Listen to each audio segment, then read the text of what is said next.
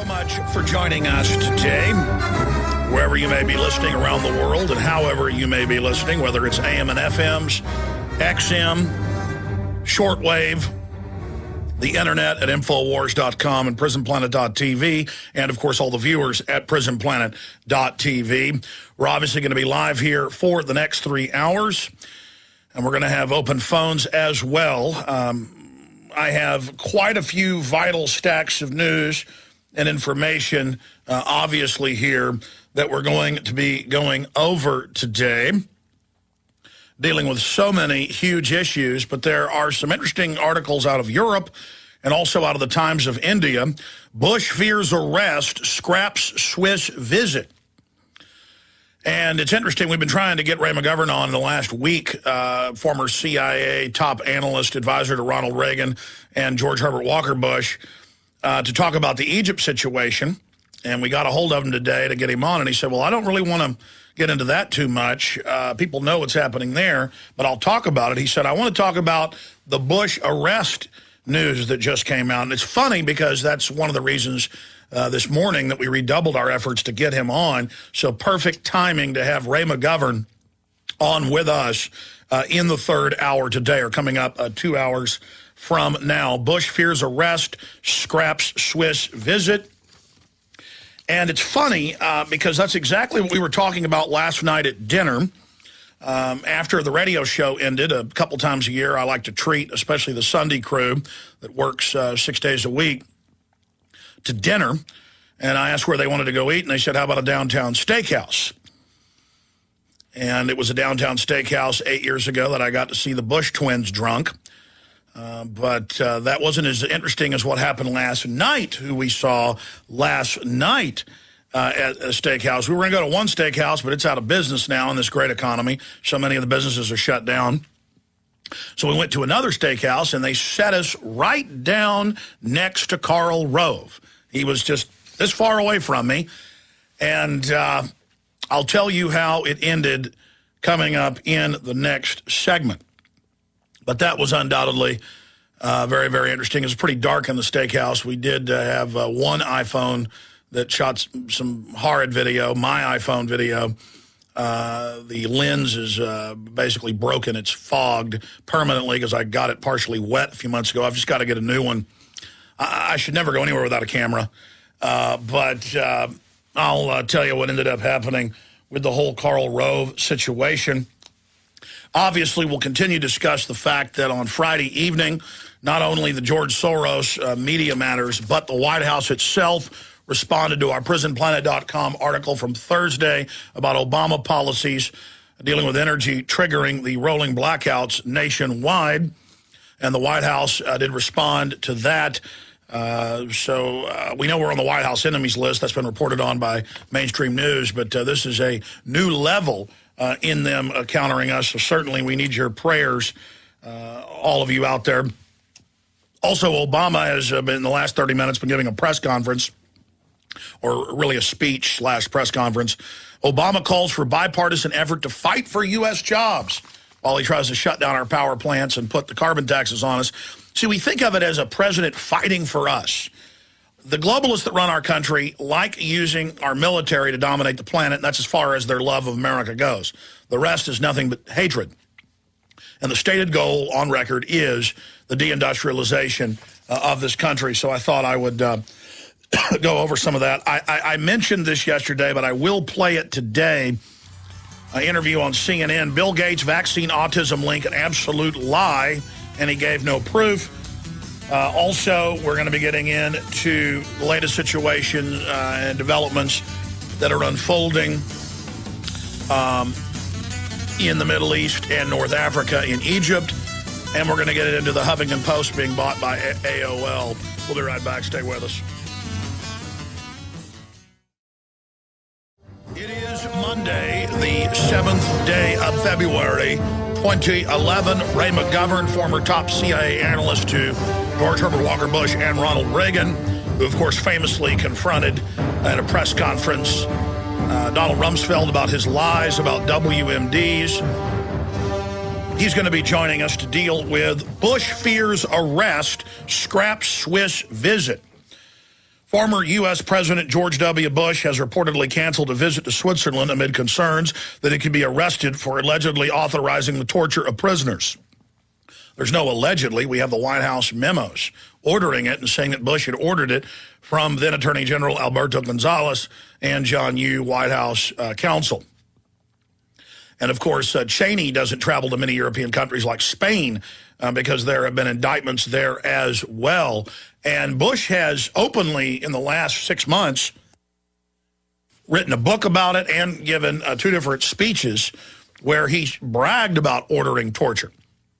And our media has tried to sell us that torture is cool and sexy and a great thing when we do it, but not when others do it. I mean, this is truly the American people being sold on evil. And so if the government can order things that are illegal, then the sky's the limit. Why not ship in drugs? Well, they do that. Why not run giant child kidnapping rings worldwide? Well, they do that. Why not steal veterans' death benefits, which they now admit they're doing? Why not go ahead and steal your pension funds? Why not go ahead and add things like uranium to the tap water, which Texas newspapers have been reporting on the last 2 months? Why not? Why not have the troops use depleted uranium that they know is going to basically soft kill the troops? Why not? If it isn't illegal when the president does it. Remember what Nixon said? He said, well, it's not illegal when the president breaks the law.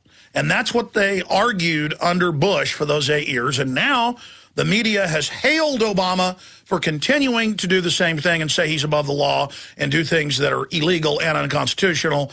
And Cheney has recently praised Obama, saying now he sees that what we did was right. Continuing the torture, the secret arrest, all of it. The drone attacks targeting, quote, unknown terrorist. Just, well, that guy's got a gun in Pakistan or Afghanistan. Go ahead and blow up that whole group of people there. This is incredible. So we'll talk about that coming up with Ray McGovern in the third hour today. We'll also pick his brain dealing with the whole situation in the Middle East and North Africa. Obviously, I'll cover Egypt before we have him on. We'll get into the latest economic developments and police state developments. Forget Super Bowl pat-downs. Big Sis wants interrogations and behavior tests, and they're training private security guards, the police, you name it, how to be basically secret police. New report from Paul Joseph Watson. Some good news on the police state front. 2 of 5 FCC commissioners. FCC doesn't have legal authority to regulate the internet. The problem is the FCC is still declaring that they are taking over the internet and have the power to control it. So we're going to be breaking that down. Obviously, if you didn't join us yesterday, you don't know about it. But obviously, if you did join us, you know about it. Fox News, Drudge Report, Rush Limbaugh, Media Matters, and a whole bunch of other publications on the controlled left and right. I wouldn't say Drudge is on the controlled left or right, but certainly Fox News is. But Media Matters and others on Friday came out and attacked us for our Thursday report dealing with Obama's blocking of new power plants triggers nationwide blackouts. The White House responded Friday afternoon with a press release by Dan Pfeiffer, White House Communications Director, and I went through that yesterday, but I'll be recapping the latest developments on that front. We have our counter story to it. White House attacks, prisonplanet.com report on blackouts. Also, the Heritage Foundation concurred with our analysis and did point out that Drudge's top storyline for the morning featured the connection to Obama's policies and blackouts, again, linking through to what we were covering there. We're going to be going over all of that. And the so-called global warming, Al Gore, of course, last week, and then again today, is saying in press releases that this is global warming causing these extremely cold temperatures across the United States. Mexico, 35 zoo animals froze to death in northern Mexico because they're just not prepared for it. Also, northern Mexico, cold snap paralyzes Juarez. So those are just some of the reports that we have on that front. Also, later in the next hour, I get so many emails. I get so many calls. I've had people in the office last week asking me about it, dealing with pole shift. And yes, the poles of the planet have moved and are always moving a little bit. but now they're moving a lot more than they've been recorded in the last 80 years or so, since the 1920s, when the establishment, the scientific establishment, around 1910, 1920, you see the studies begin following the poles.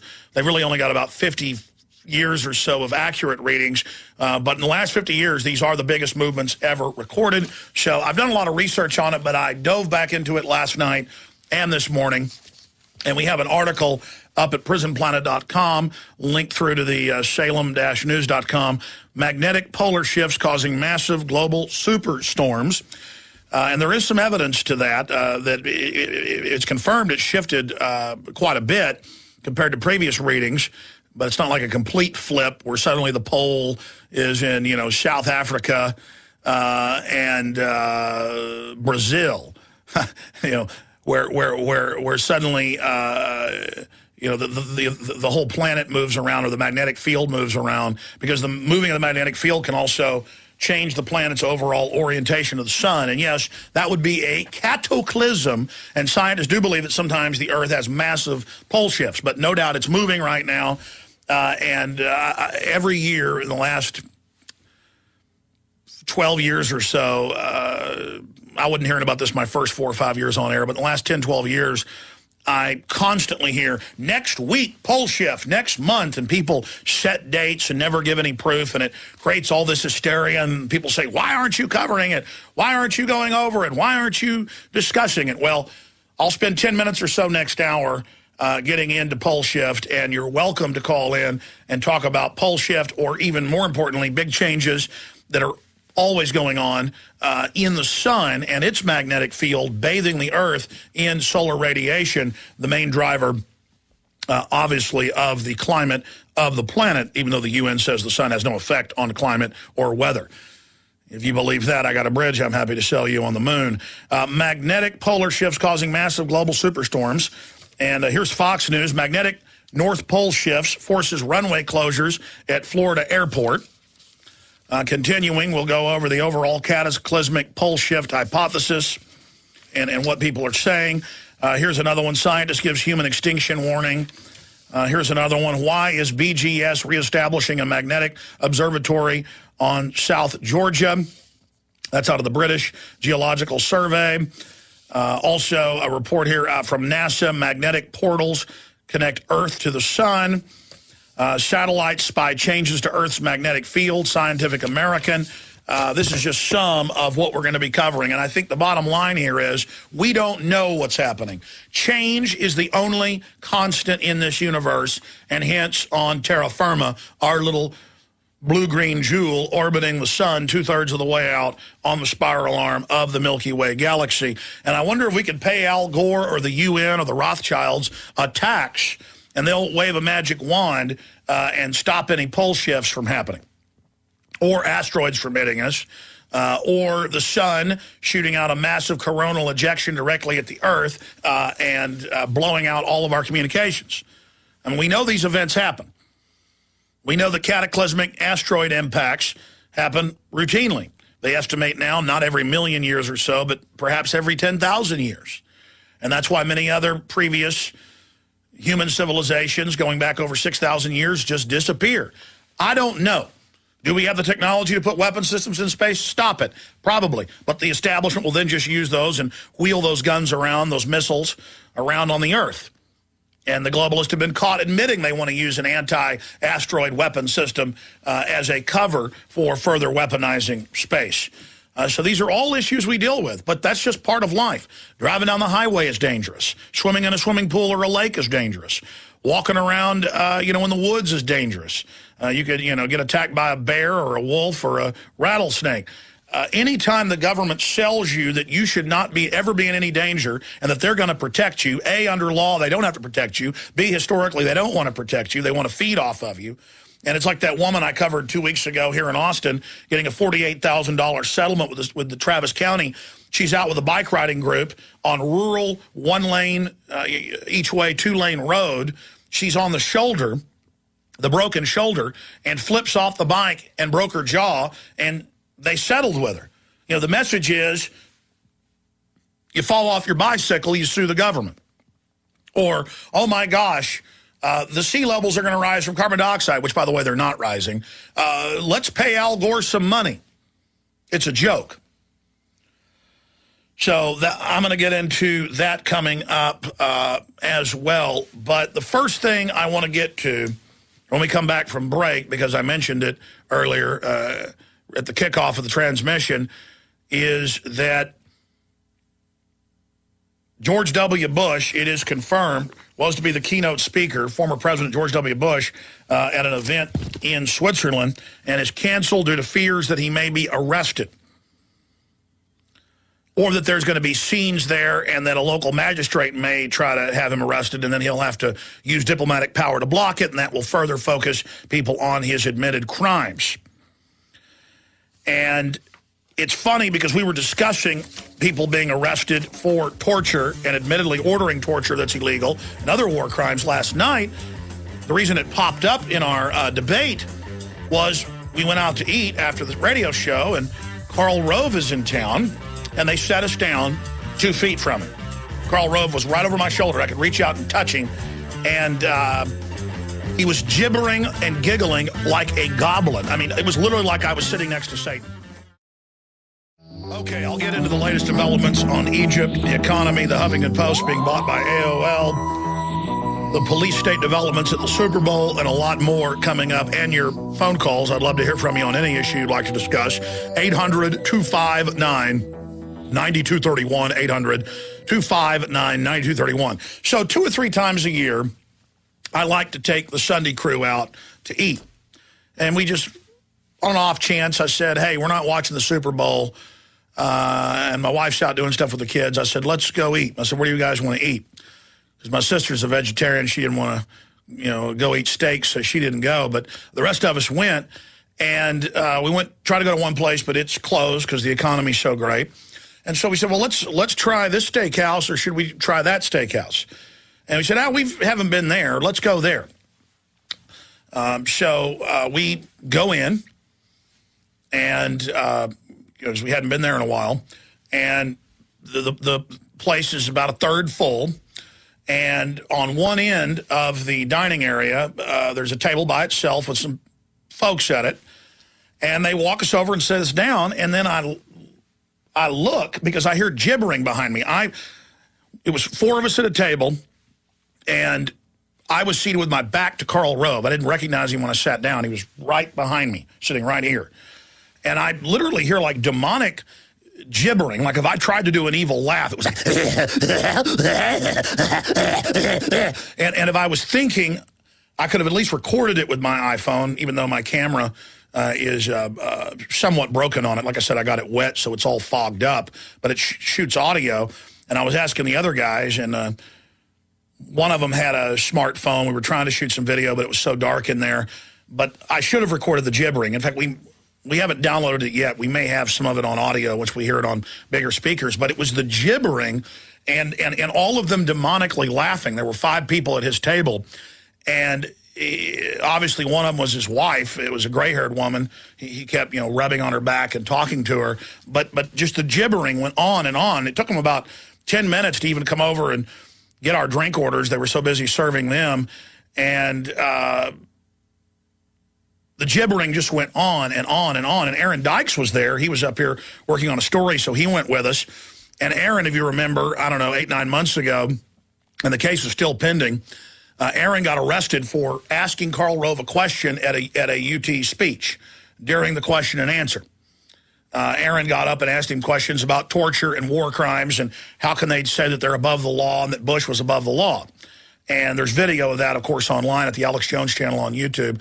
Hundreds of thousands of views, and they took him, they arrested him, he didn't resist, and they now are saying they could still press charges, but they haven't yet. But Aaron's lawyer has told him that it's still pending. So they've kind of got that sword of Damocles, and Aaron's like, I want to confront him. And I said, okay, let's get our food, because it looks like they haven't got theirs yet, and let's go ahead and eat since we're here. And then we can confront him. We start having discussions about what are we going to say to him. And I go, Aaron, you don't want to get arrested again. They'll claim you're stalking him. You've already been arrested for asking him a question. And I said, so, maybe I should be the one that talks to him. And then I talked to the one fellow that was there with us that had a phone that had a camera on it, and I said, okay, get ready. We're going to do it. And then the gibbering continued. I mean, it was demonic. And so we were there about 25 minutes, and it just continued. It continued on, and we're like, I can't handle this anymore. We've got to confront him now. Because I was wondering how a group of people could sound more like goblins. I mean, if you image Lord of the Rings and a group of goblins around a fire eating hobbits or something, it's what it sounded like, just and then they'd whisper in each other's ears, because I guess it was all secret what they were talking about, and then the gibbering would continue, and it was pretty high-powered looking people he was with. I would guess they were in oil. I know what Texas oil looks like. They were all, couple guys, big old giant old country boys, and then I went to the bathroom, and I came back and saw they were looking at me. And I was just like, oh, man. And then the gibbering and the giggling continued on and on, unabated. And I just said, you know what? Let's do something classy. Let's wait till they come back over here to the table, and let's just get up and say we're not going to eat here with this war criminal. And so once the staff came over, and we said, we're leaving, knowing that the manager would then come over. Then we got up and said, yeah, we're leaving because he's here. We're not going to eat with him. And I said, not too loud, but, enough for them to hear it. I just said, look, I'm not going to, and they had drinks in their hands and the food. I said, we're not going to basically eat in the same restaurant and sit right next to Hitler. And we left. We basically shunned Karl Rove and made a little of a scene. But I probably should have said more to him or done something. It's just that it was almost like I didn't even want to address him. I've addressed Janet Reno and George W. Bush and others, and he's so evil, he might have claimed that we tried to assault him or something as well. He's well known for that. So we just got out of there and went and ate somewhere else. You got it. We see the Earth now. You got it. All right, finishing up with the Karl Rove situation and how it connects to Bush fears arrest, scraps Swiss visit. And that ties into Cheney calls Mubarak a good friend, U.S. ally, CNN reports in a speech he gave Saturday, just to show how lawless these people are. And if they can get away with this, they can get away with anything. Supporting murdering terrorist dictators like Hosni Mubarak. But continuing, I tried to get Phil in here to tell the story of it, but he didn't want to go on air. Aaron was up here working late last night via his choice, so he's obviously still asleep. Tomorrow, or maybe when Ray McGovern's in here during the third hour, we'll get Aaron to pop in and tell his Karl Rove gibbering story.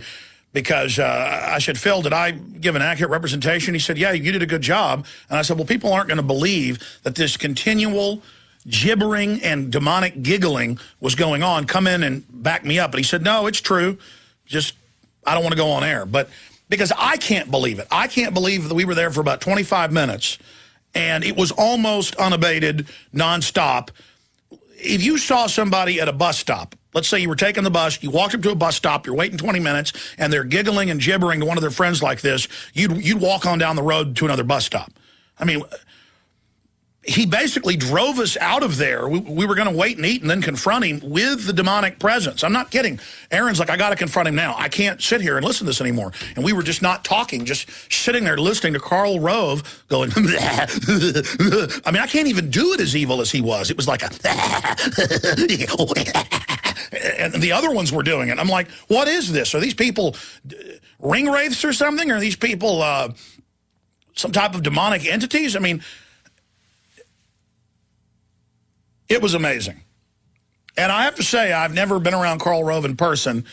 I've confronted a lot of globalists at point-blank range, and I talked about Janet Reno had an evil aplomb about her, but he definitely put off really bad vibes, and I didn't like being in the same building with him. And it was basically that we were all getting fired up, and we're really going to confront him, and that my gut was that wasn't a smart move, especially with Aaron already with charges against him for asking Lord Rove a question in public last year. So we got out of there.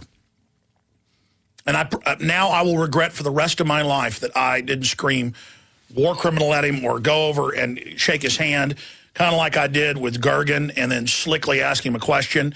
But I think it was also because we didn't have any good cameras. We were shooting some video of him, trying to look at it, and it was just all, I mean, you know those steakhouses, you can hardly see in them. But I can make excuses. I think I should have confronted him.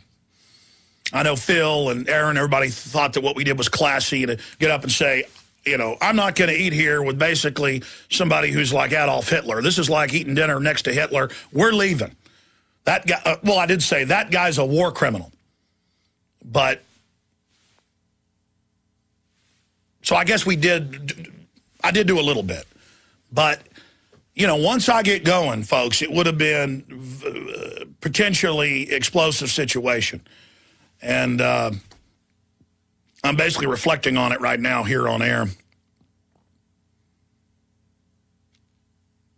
Now, I should have gone over and then left. But then I'd have been thrown out, and that would have been some kind of victory for him. I don't know. I can ask listeners what you think I should have done. But you know what? I'm not perfect. I don't have all the answers. But now, perhaps, I should just, next time he's in Austin for a book signing. I know he lives here part of the time. He lives in Alabama, D.C., and Austin. Reportedly has a place in Tarrytown.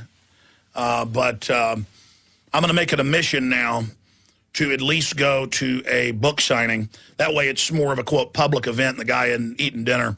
I also have an issue about people's privacy. One time we were at La Hueva Leon Mexican food restaurant off of, on 5th Street.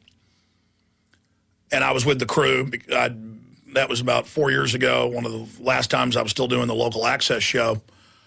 And we went in and sat down, ordered our food, and there was a big table, again, right next to us, but with family and kids and a bunch of politicos. I knew I recognized some of them. And all of a sudden, Mike Hansen was there. And he's sitting here looking at the door to the larger dining room. We were in the back dining room, and he said, "There's Rick Perry, the governor." And I looked up, and 10 feet away, there's Rick Perry looking right at me at the door. And he goes, and gave me a look of concern, and then turned and walked out. And I said, "Okay, guys, we're going to see what happens."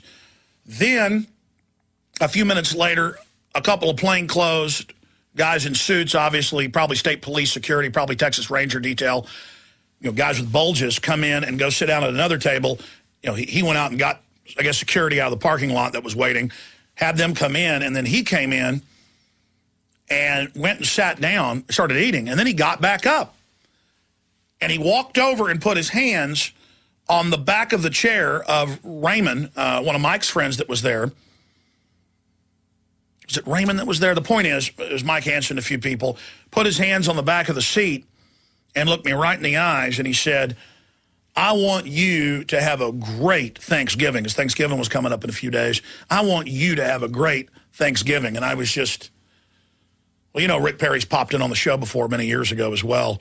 But I don't know why I'm now digressing off into these stories. But I didn't confront him there either. I think it has something to do with their families being there.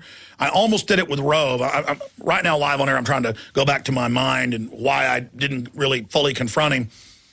And I think if they would have had children with them, I definitely wouldn't have done it. Because it's a private place. They think they're having dinner, even if he is a war criminal. But I almost did it, but they were with their wives. And I just, I think the cherry on top, the straw that broke the camel's back, was that Aaron, so I said, "Aaron, what's going on with that Karl Rove thing? Has that been decided? Is that over?"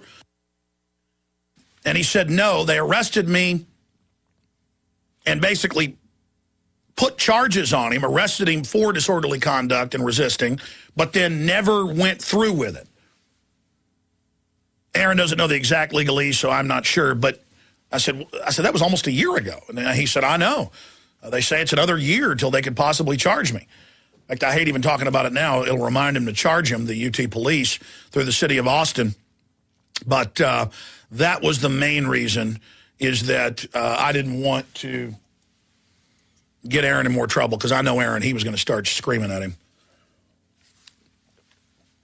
But I resent the fact, resent's not even the word, I lament I regret that I didn't do more, but at least I did something.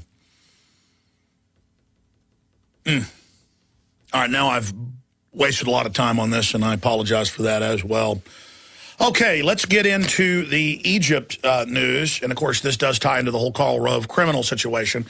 If they can sell us that Jack Bauer is torturing people and it's cool, and then the Pentagon admits that they're torturing people's children in front of them to get answers, it doesn't get any more dungeon keeper Jeffrey Dahmer than that. The Army's own Tagumbu report, General Tagumbu, put the report out on that. You can just type in General Tagumbu report on Abu Ghraib torture. It's got to be in the hundreds. Most of them are secret, but it's well over 100 that have been identified torture sites all over the world. It's admitted that Camp X-Ray has a CIA-run base within it in Guantanamo Bay that's a laboratory for mind control and torture. And I can't even say on air, because children may be listening, what the government admits they do there to these people. But they're basically manufacturing folks that will plead guilty to create the illusion of terrorism. They're also recruiting people that they then put out as patsy operatives to go out and recruit other people to stage terror attacks. We know that's been happening. It's a very, very serious situation. But continuing here, Cheney calls Mubarak a good friend, U.S. ally.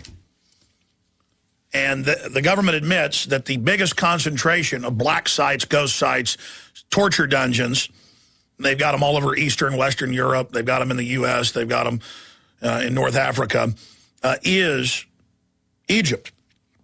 And that Mubarak tortures people for even criticizing the government, including killing them. And so, of course, Dick Cheney has come out. Former Vice President Dick Cheney said Egyptian President Hosni Mubarak is a good friend and a U.S. ally, but declined to predict whether the embattled leader would heed protesters' calls to step down. I think now he's going to go. It's pretty clear. The question is how long. He's trying to say September, but it could be a matter of weeks. Cheney made the comment Saturday night at a ceremony honoring former President Ronald Reagan in Santa Barbara, California. Protesters have pledged to stay on the streets of Egyptian cities until Hosni Mubarak relinquishes power. Mubarak, who has led the North African nation for 3 decades, has said that he will stay in power until September and will not run for re-election. Cheney said the Egyptian leader should be treated with respect. He has been a good man, a good friend, and an ally of the United States. You mean the globalists, Cheney said. We need to remember that. So there's that report right there. Continuing in a major escalation that we did predict a few weeks ago, Business Insider reports senior U.S. Marine says multiple platoons are headed to Egypt.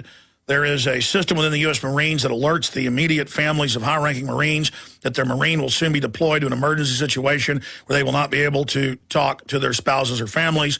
The alert just went out, says one source. The senior Marine told our source that the Pentagon will deploy multiple platoons to Egypt over the next few days, and that the official reason will be to assist in the evacuation of U.S. citizens. One source was told that the chances that they were going over there were 70 yesterday to 100% today. We're keeping these people anonymous because both would get in trouble for sharing this information with the press. On Friday, the Pentagon announced it would move U.S. warships and other military assets to make sure it is prepared in case of a U.S. evacuation, reported the L.A. Times. See, when I read a Business Insider, who I found to be a good news source, people ask how I judge news. A, I think this is a pretty good source in the past. B, when the L.A. Times is admitting warships are going there, who is deployed to get people out of embassies? It's the Marines. So, yes, this is accurate. And a major escalation on that front. American warships heading to Egypt, reports the L.A. Times and other major media outlets. Continuing, Egypt is locked in a standoff. It says anti-government protester, it's a photo, leads chants against President Hosni Mubarak in front of soldiers guarding the Egyptian Museum. In the main square in Cairo, Egypt, thousands of demonstrators continue to occupy the square, demanding Mubarak's immediate resignation. Political standoff is intensifying. Here's one out of the French news agency, AFP. Saboteurs attack Egypt gas pipeline to Jordan. Israel's also worried about restrictions in gas and oil, and also the besieged town of Suez, where they've had 2 weeks of rioting. Unknown saboteurs attacked an Egyptian pipeline supplying gas to Jordan, forcing authorities to switch off gas supply from a twin pipeline to Israel, an official told AFP. The attackers used explosives against the pipeline in the town of Lothan in northern Sinai, near the Gaza Strip, the officials said. It was initially thought the pipeline to Israel was attacked. The pipeline to Jordan has been attacked, and the supply to Israel has been cut off, the officials said. The Army has taken precautionary measures to stop the fire from spreading, the official added. A rescue service for putting the fire out. It is not immediately clear who was responsible or whether the attack was linked to the deadly protest against President Hosni Mubarak's rule, which entered the 12th day on Saturday. So we're now to day 14. We still don't have details of what happened, and they still don't. So that is just some of what's happening. Continuing here, Egypt government hints it seeks to ride out protest wave. Leaders of Egypt's unprecedented wave of anti-government protests have held talks with the prime minister over ways to ease President Hosni Mubarak out of office, but the government appeared this weekend to be digging its heels in, calculating that it can ride out the street demonstrations. But the rallies are intensifying, so that remains to be seen. Okay, next hour I will get into poll shift. How big of a threat is it? Is it real? Yes. The question is it about to happen? It is moving at a record pace right now, the North and South poles. That is confirmed. But are we going to have a massive poll shift? If we do have one, it's going to be cataclysmic. You can better believe that you're going to see some fireworks if that happens. It appears from human history that there have been a lot of cataclysms in the past, but obviously there isn't good record keeping, especially after the library at Alexandria was burned. But we're going to be covering that coming up in the next hour. I'm going to get into some of the other big economic developments that are taking place, but right now, let's take calls. I'd love to hear from you. Donovan in Florida, you're on the air. Welcome. Alex, how you doing, buddy? Good. There's a couple things I'd like to point out. I'm glad you're talking about pole shift today because I'm driving through Florida here where they recently had to recalibrate the compass headings at Tampa International, and there might be more to follow. So the pole's definitely shifting, more in some areas than others, but I think the important thing is maybe it goes to show something solar-related, and that may tie into, these weather anomalies we're having as well, and what, well, I'm sure if you just pay some carbon taxes and we shut down some power plants, we'll all be safe. But being serious here, here's Fox News. This is back from January 6th, so this is a month ago. And it says, magnetic North Pole shifts, forces runway closures at Florida airport. The planet's northern magnetic pole is drifting slowly but steadily towards Russia and is throwing off planes in Florida. We'll cover that more, but you're absolutely right. Yeah, it does shift slowly over time, but it has accelerated quite a bit the past, I don't know how many years, but it's started to accelerate. Well, you know what's funny? I remember 16 years ago, 12 years ago, hearing it, but not really paying a lot of attention to the last 10 or so, that on 2012 there'd be a big pole shift. And it is kind of creepy that we're seeing record movements in the polls right as we approach it. I mean, it is creepy. And we know the globalists have been good at hiding ancient revelations and data. That's one of their big systems of control, is that they've hidden a lot of real history. Do they know something we don't know? I mean, I hate to start giving validity to this, but it's got to be looked at. Anything else, Donovan? Well, yeah, if you look at the other planets in our solar system, they are also showing weird weather anomalies as we are. So, tell you what, stay there. I want you to elaborate on that. Absolutely. The major scientific institutions that measure it are confirming that since they've been getting accurate readings for more than half a century, there is the greatest movement in the poles they've ever seen. They normally just move around, a very small amount. Now they're massively drifting in the last couple of years, and that drift is accelerating and causing all sorts of problems, especially with the geosynchronous satellites that are engaged in GPS. But the problem is they've only been measuring it accurately for half a century or so. Some measurements going back, more than 80 years. So we don't know if this is part of a normal cycle, but NASA and others are saying it's the sun that's the main driver of that, obviously. They must not have gotten the memo from the UN that the sun has no effect on the Earth. Let's talk to Donovan again. Donovan, you had another point you were going to make? Oh, yeah. I just wanted to point out that if the rest of the planets in the solar system are experiencing, other weather anomalies similar, well, not similar to us, I guess you could say, but they are experiencing weather anomalies that it would be implicating something changing. No, they are similar, and especially the moons of the gas giants. For the last 20 years or so, their ice caps were melting. Mars ice caps were receding. Now they've been getting bigger again because the solar system's cooling off a bit, and because the sun is like a light bulb. It gets brighter sometimes and dimmer to simplify it. And that's why when I had David Rothschild on pushing carbon taxes, A, he denied they want carbon taxes, even though it's admitted. And B, I said, well, why are the other ice caps melting if the warming's only on other planets? Because, that's now 4 years ago.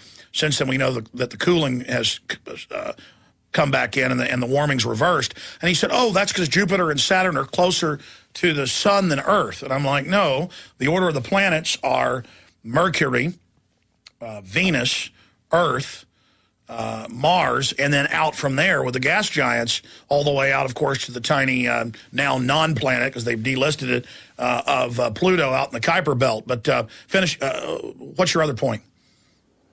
Well, I guess it goes back to their idea of carbon tax and, saving the world of global warming.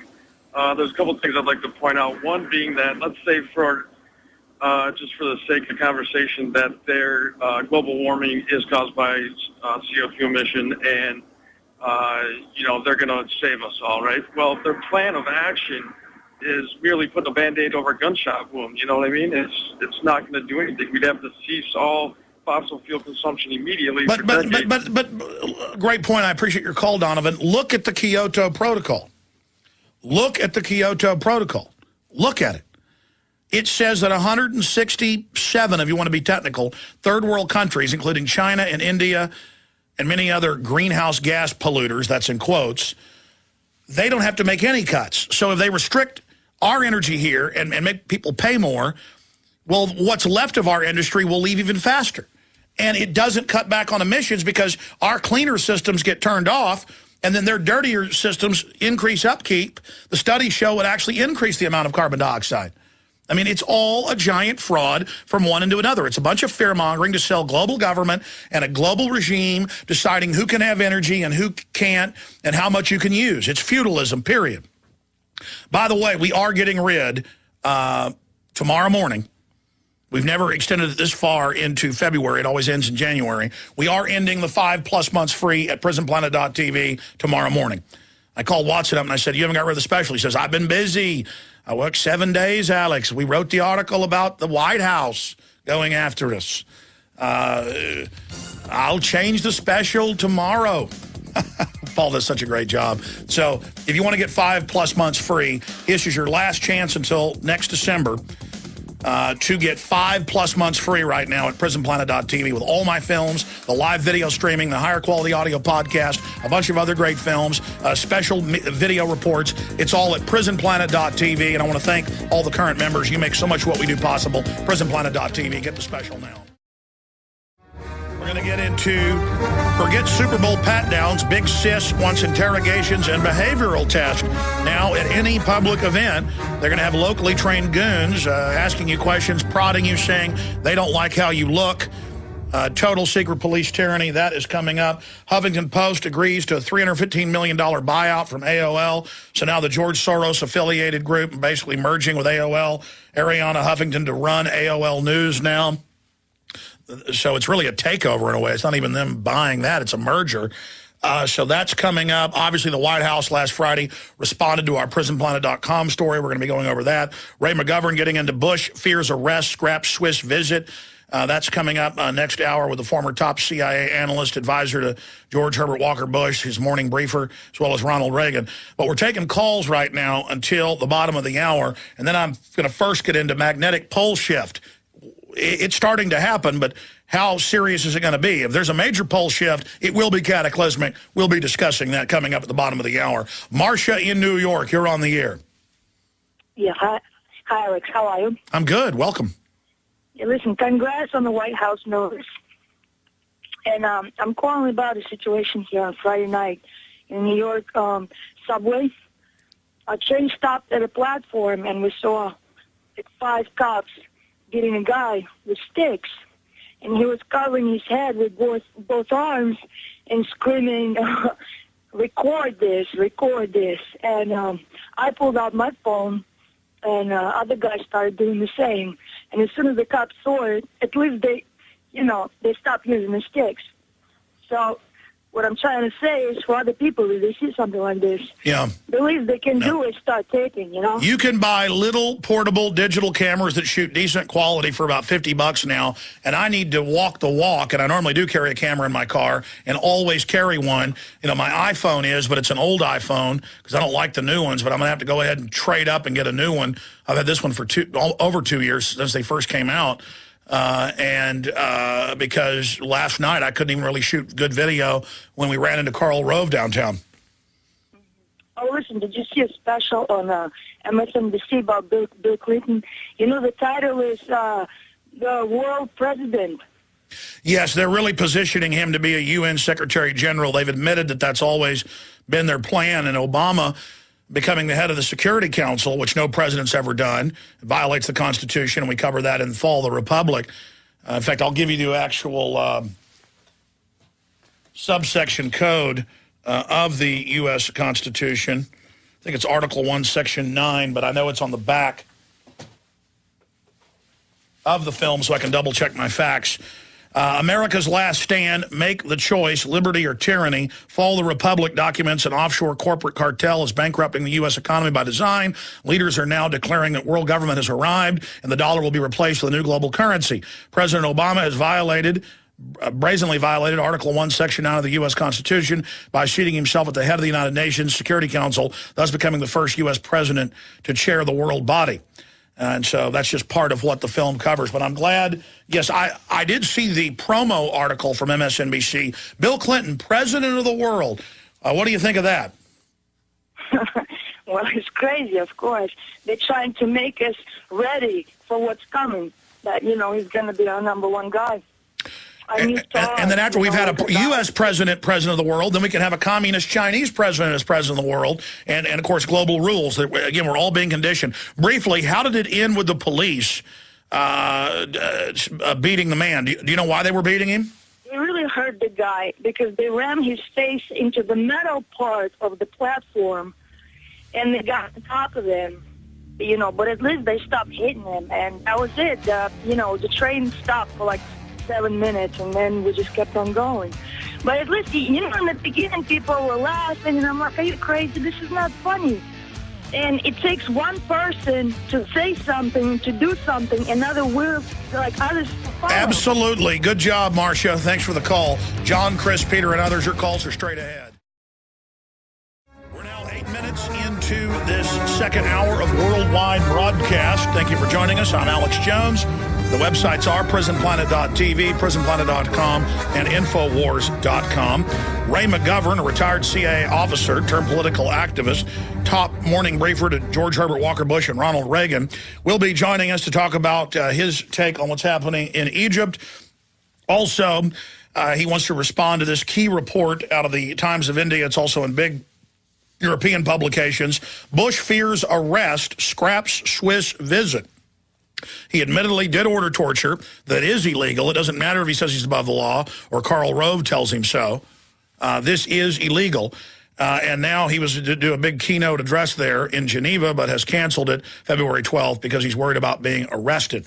So we're going to be talking about that. First time a U.S. president can't travel like Pinochet of Argentina or something. Very, very serious. Also coming up at the bottom of the hour, people keep wanting to hear my take on pole shift.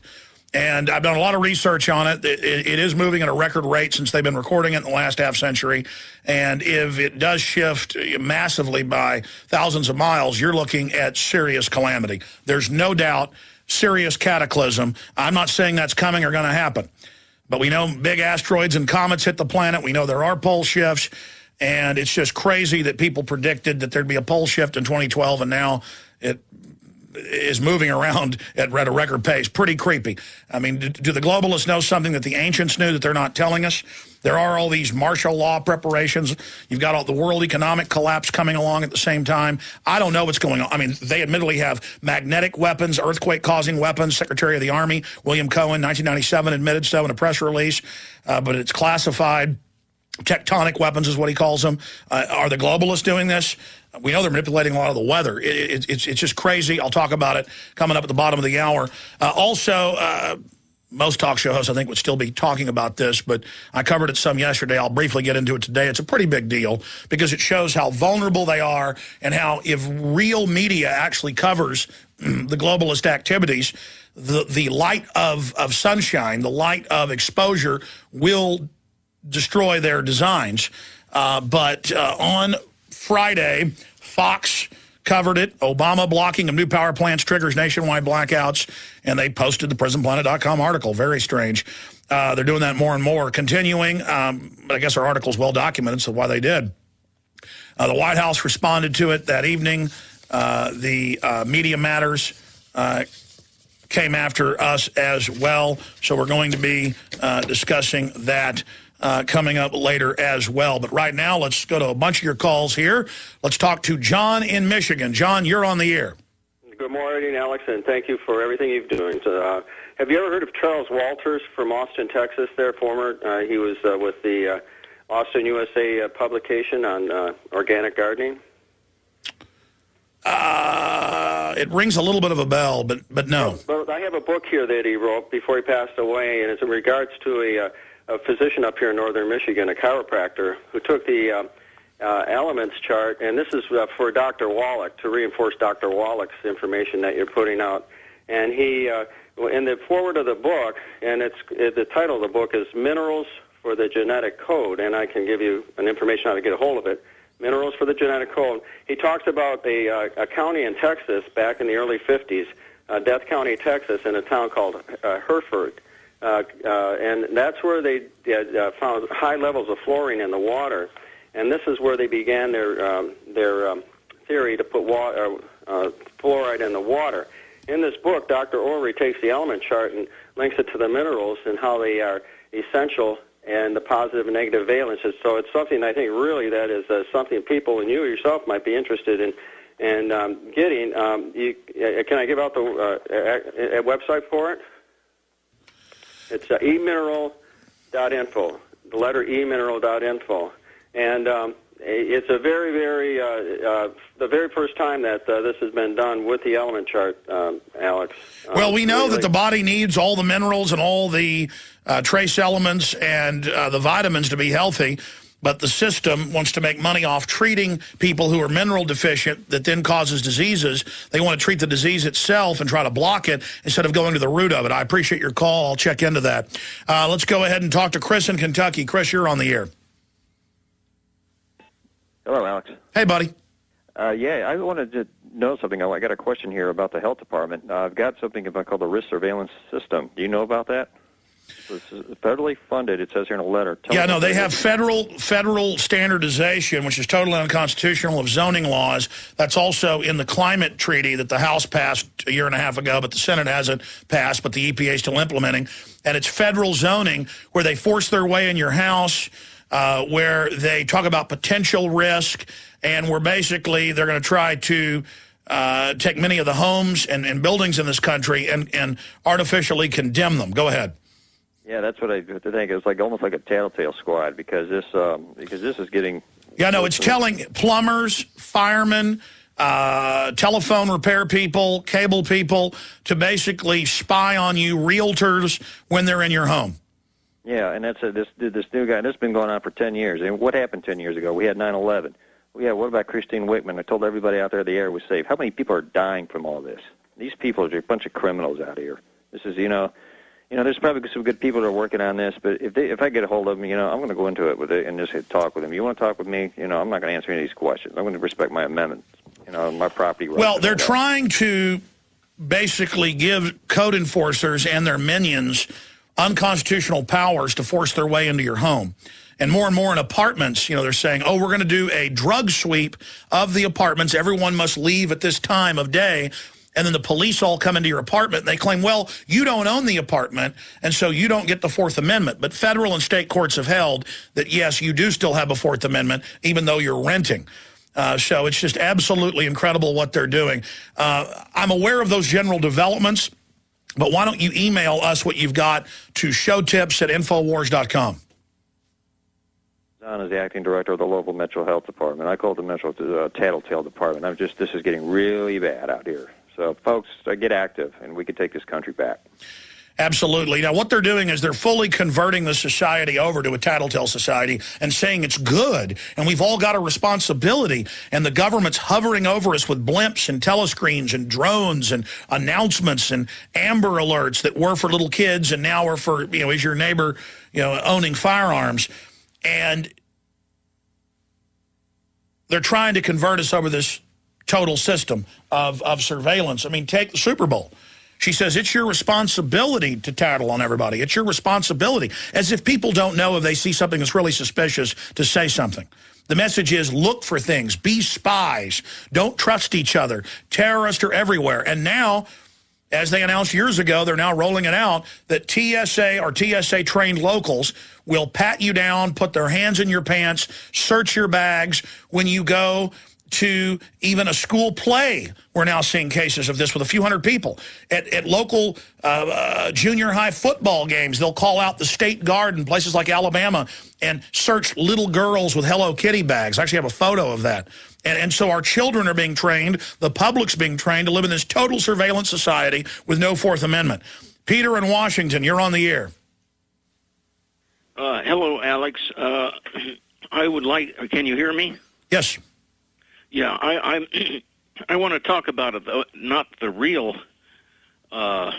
crisis, but the fake crisis of global warming, and not about its evidence, but about the concept itself. Now, you've pointed out many times that they want to interdict against CO2, which is very natural. Plants use it.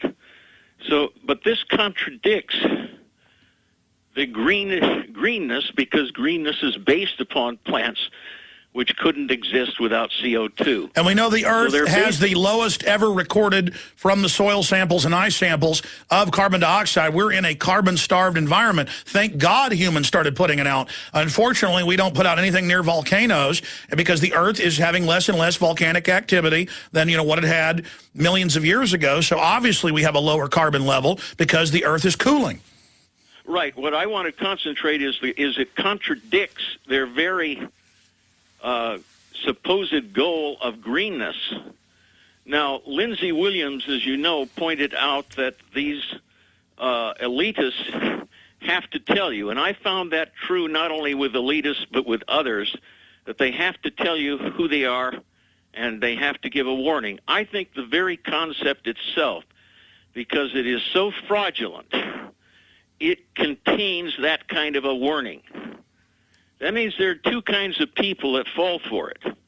One group are those that just say, well, scientists are always right, they're the new priesthood and all of that. But there are other people that like it. They're bad, and they're on the other side. That's all really I have to say.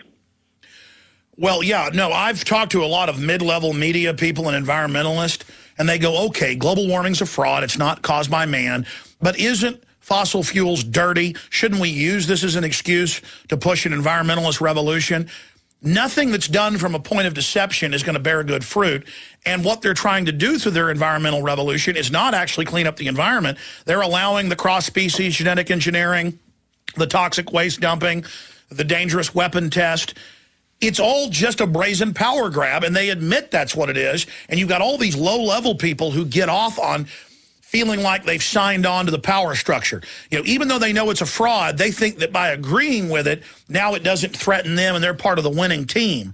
When they're not getting the spoils from this, even if they're reprobate, social climbing, sociopaths, these sociopaths fool themselves that it's somehow helping them when it isn't. But more and more I realize that what we're facing is one-dimensional thinking.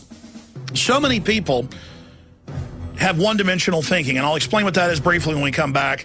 Continue with your calls and then get into the pole shift news. But I'll give you some examples of one-dimensional thinking when we come back on the other side of this quick break. Stay with us.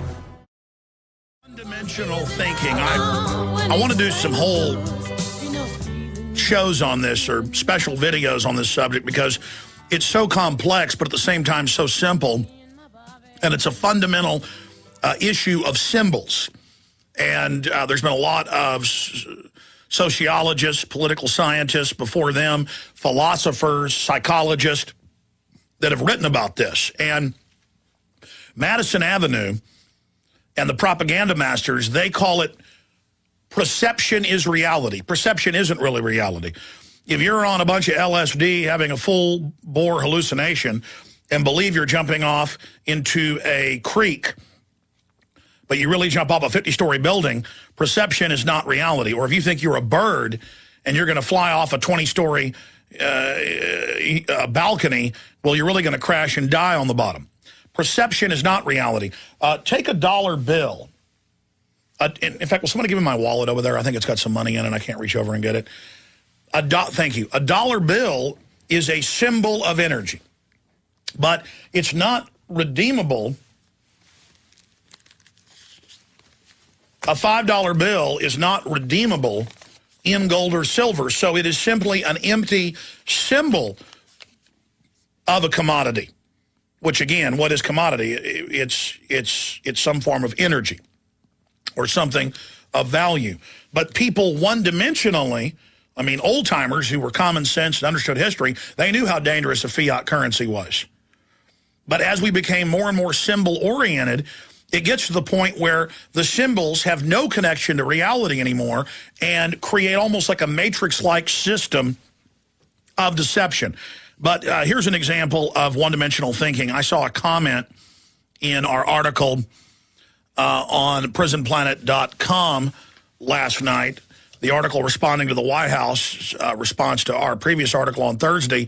White House attacks prisonplanet.com report on blackouts. And the commenter said, I don't get it. I'm sick of Alex Jones. He has an advertiser that promotes a solar backup unit, and Alex says get off the grid, but then Alex is saying don't let them shut down our coal-powered plants. That's a one-dimensional thought. Anyone thinking in a two-dimensional, three-dimensional, or some can think in a four-dimensional layer would realize instantly in a fractal design hundreds of different angles and points that show how unconscious and one-dimensional that statement was. In the ad, we say there's moves to shut down power plants, to increase prices. We should move to get off the grid. But we need multiple systems of energy. We need cheap industry for our factories and businesses and schools to be competitive. And China and Mexico and others, they get cheaper energy than we do because the globalists have decided to invest in those countries, not here, and they're trying to shut off their competition. But see, that's not even a complex thought, but it's 2 to 3 dimensions deep. So that person sees, I've noticed the weak-minded, they see contradictions where there aren't contradictions. And of course, the one-dimensional thinking goes further. A lot of people will just say lies about their boss or their employee or anybody and believe them. Real liars believe their lies. And they believe that if they create the symbol in their mind and that if they just say something is, that they've made the decision and now that's the way reality is. They've bought into perception is reality. They've bought into the packaging. And it's just extremely frustrating to see something like that when obviously we're saying it'd be great if we could all have solar power, if we could all be off the grid and independent. The point is our society and system is set up And in the interim, we don't want to let the globalists come in with promises of Valhalla when their real goal is to only allow their coal-powered plants to operate, so there's artificial scarcity, so they make much larger profits in the end game.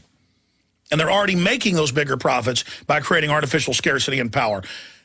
If there are plenty of power plants and anybody can set one up as long as they're clean, then that cuts into the globalist incredible profits. The globalists make huge profits and consolidate power through controlled markets that they're able to get through government power.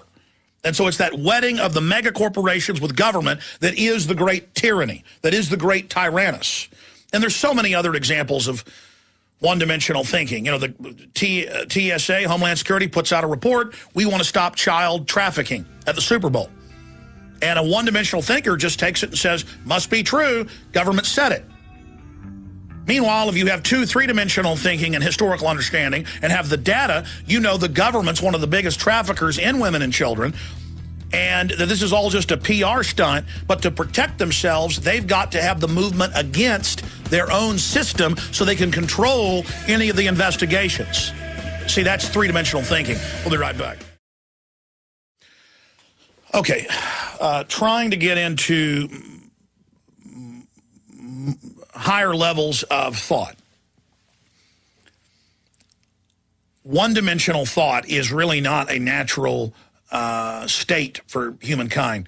We've been artificially put into this because of television, the internet, and society more and more. It's always played a role in deceptive governments and systems. But just to break down one-dimensional thought at a subconscious level would be if you were watching us live via video right now and you think that you're here in the room with us. Or when you go to a movie theater and watch a film and suspend disbelief and actually just start accepting it all as true, and your subconscious and your conscious basically become one for a period, and you accept it all as real. When you're watching that horror movie and you think the zombies are real and you're getting scared, that's one-dimensional thinking. And one-dimensional thinking, of course, is associated with lower brain function and basic instincts. But another example of it is obviously so-called money. When I call this money, I'm engaging in one-dimensional speech. I know this isn't really what we think of as real money that's backed up by a real commodity and that's redeemable in wheat or gold or salt or whatever's been valuable throughout history, or land. Things that are associated with energy, this now becomes a certification or a symbol of exchange. But now they've removed any connection to any real tangible wealth from the money, and so they've brought us into this one-dimensional system where a lot of people will kill their own grandmother for a stick of bubble gum. But another example of one-dimensional thought is people still believing politicians and just accepting whatever they say as if it's the received truth, kind of in a suspended disbelief mode of just receiving, not actually thinking. And to simplify it, complex thought, complex business, complex relationships, the most unsuccessful failures that we meet in life are people that are like wild animals. They see things one-dimensionally. They'll buy into any con. They'll go along with any false idea as long as it's packaged correctly. And they never think about what's really contained in the symbol and what it's connected to, if anything. And they never think about the causal relationships of doing one thing. Well, what is that going to cause? And then what is that going to trigger? And what are the possible outcomes of the ramifications of that development as it divides out into a fractal design similar to the butterfly effect or throwing the pebble into the pond that causes the massive overall ripples. Tiny pebble, if you have a very still pond and you throw it in, you'd be amazed at how it causes ripples to go all the way across the pond and then bounce back, and it could go on for several minutes. Massive overall energy output compared to the tiny amount of energy that the pebble first exerted. Now, when you enter other energy drivers like the wind or kids splashing around in the pond, now the pebble isn't as noticeable.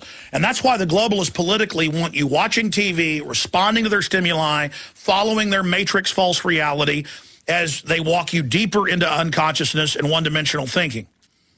Because when you act on your own, when you act in a multi-dimensional thought process and then put it into action and actually manifest it through actions, you begin to cause ripples in the universe, ripples on our planet, economically, spiritually, physically.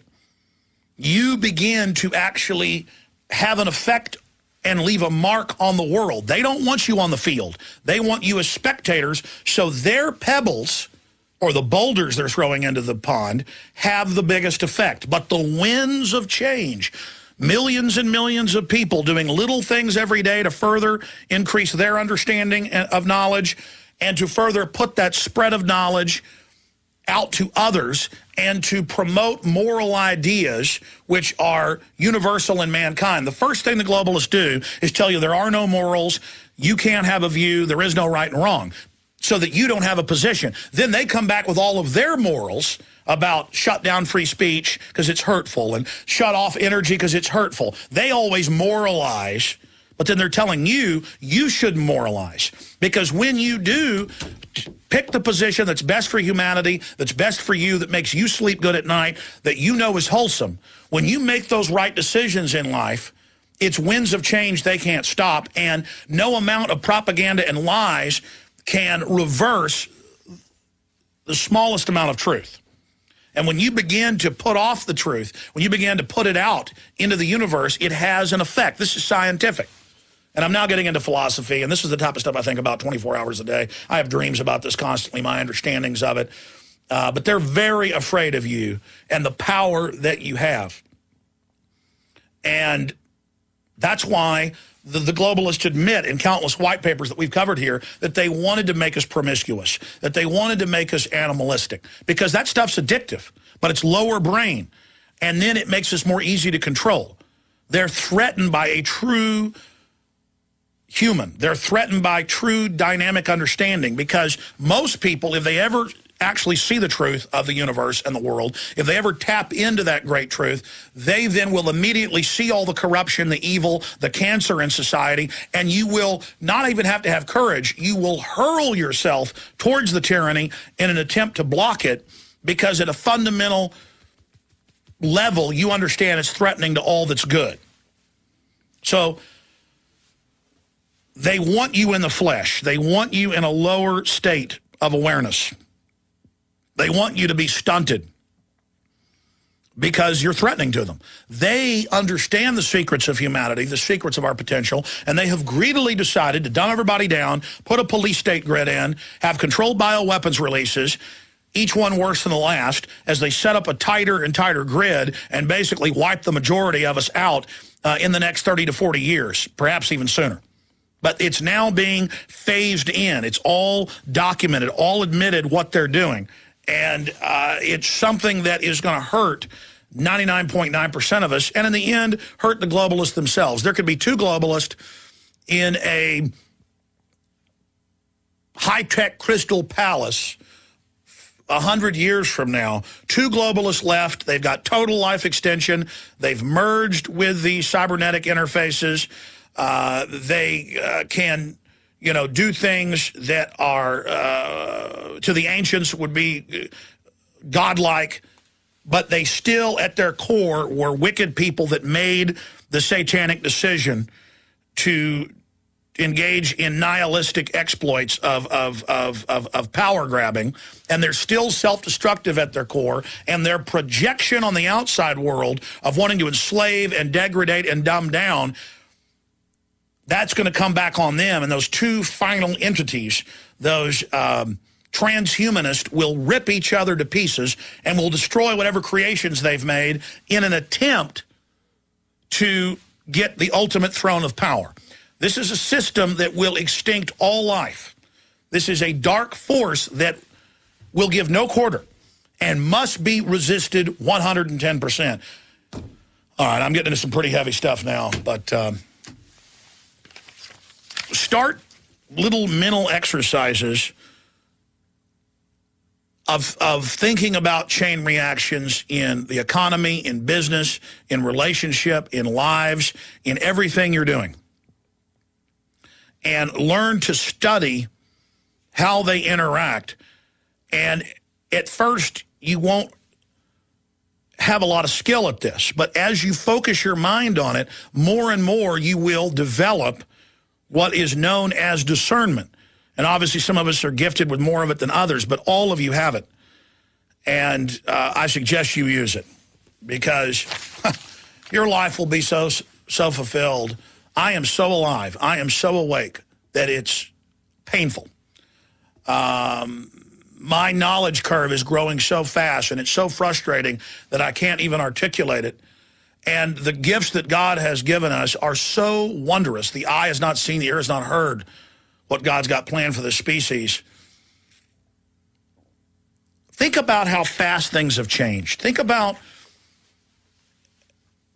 how we just got the internet really in the last 20 years. I mean, it was around in the 60s, but officially in the last 20. Think about how just 100 years ago we got automobiles. Think about how people just take electricity for granted. Think about how people take it for granted that the sum of knowledge is got to be billions of times what it was just 100 years ago. You can search instantly all the libraries of the world. You can search information on 1 trillion different subjects. You can get different views and different ideas from thousands of different perspectives on each issue just via the internet. The sum of humanity communicating with each other and advancing knowledge. It's got a lot of bad things as well. It's the spectrum of humanity. But just like children, you go to Africa or you go to Latin America and you go to the poorest areas and you see starving children, their eyes are alight, burning with the human spirit. It looks like old black and white photos I've seen of my ancestors 150 years ago, 100 years ago, even 60 years ago. You look at every one of them, their eyes look wild with electricity. My eyes are dim compared to theirs. But you go and you see starving villagers, little children with their ribs sticking out of them, and their eyes are on fire, and they're cheerful, and they're happy. And if you give them a tin can to play with, they will cry, and they will thank you. And when you talk to those children, they have great intuitive knowledge, spiritual knowledge, because they're so close to death. Children who don't have enough food appreciate it. Children who don't have enough knowledge appreciate knowledge so much, they're questing for it, so they're already wide open like a flower to the sun and already have inherently all the knowledge of their soul and their ancestors in them. But then you look at my children, beautiful, electric eyes, eating healthy food, wondrous compared to many other children I know who are eating all the toxic garbage and watching television, but still decadent. Always wanting certain types of food. A poor, starving African or Asian child would gobble up spinach or Brussels sprouts and beg for more. But my children, even if I try to not make them decadent and weak, they're like I am. They're not as hardy because they've had it so good. See, we have all the knowledge of the world, but because we have so much knowledge, we don't even care. The general public, who cares about the 3 branches of government? Who cares about quantum mechanics? Who cares about fission fusion? Who cares about heavy cyclotrons? Who cares about weather modification? Who cares about cross-species chimeras? Who cares? Because it's all there, so what? I'm going to go to the bar and get drunk. Yeah, that's what they say. Or I'm going to go to the topless bar, or I'm going to go watch a football game. And so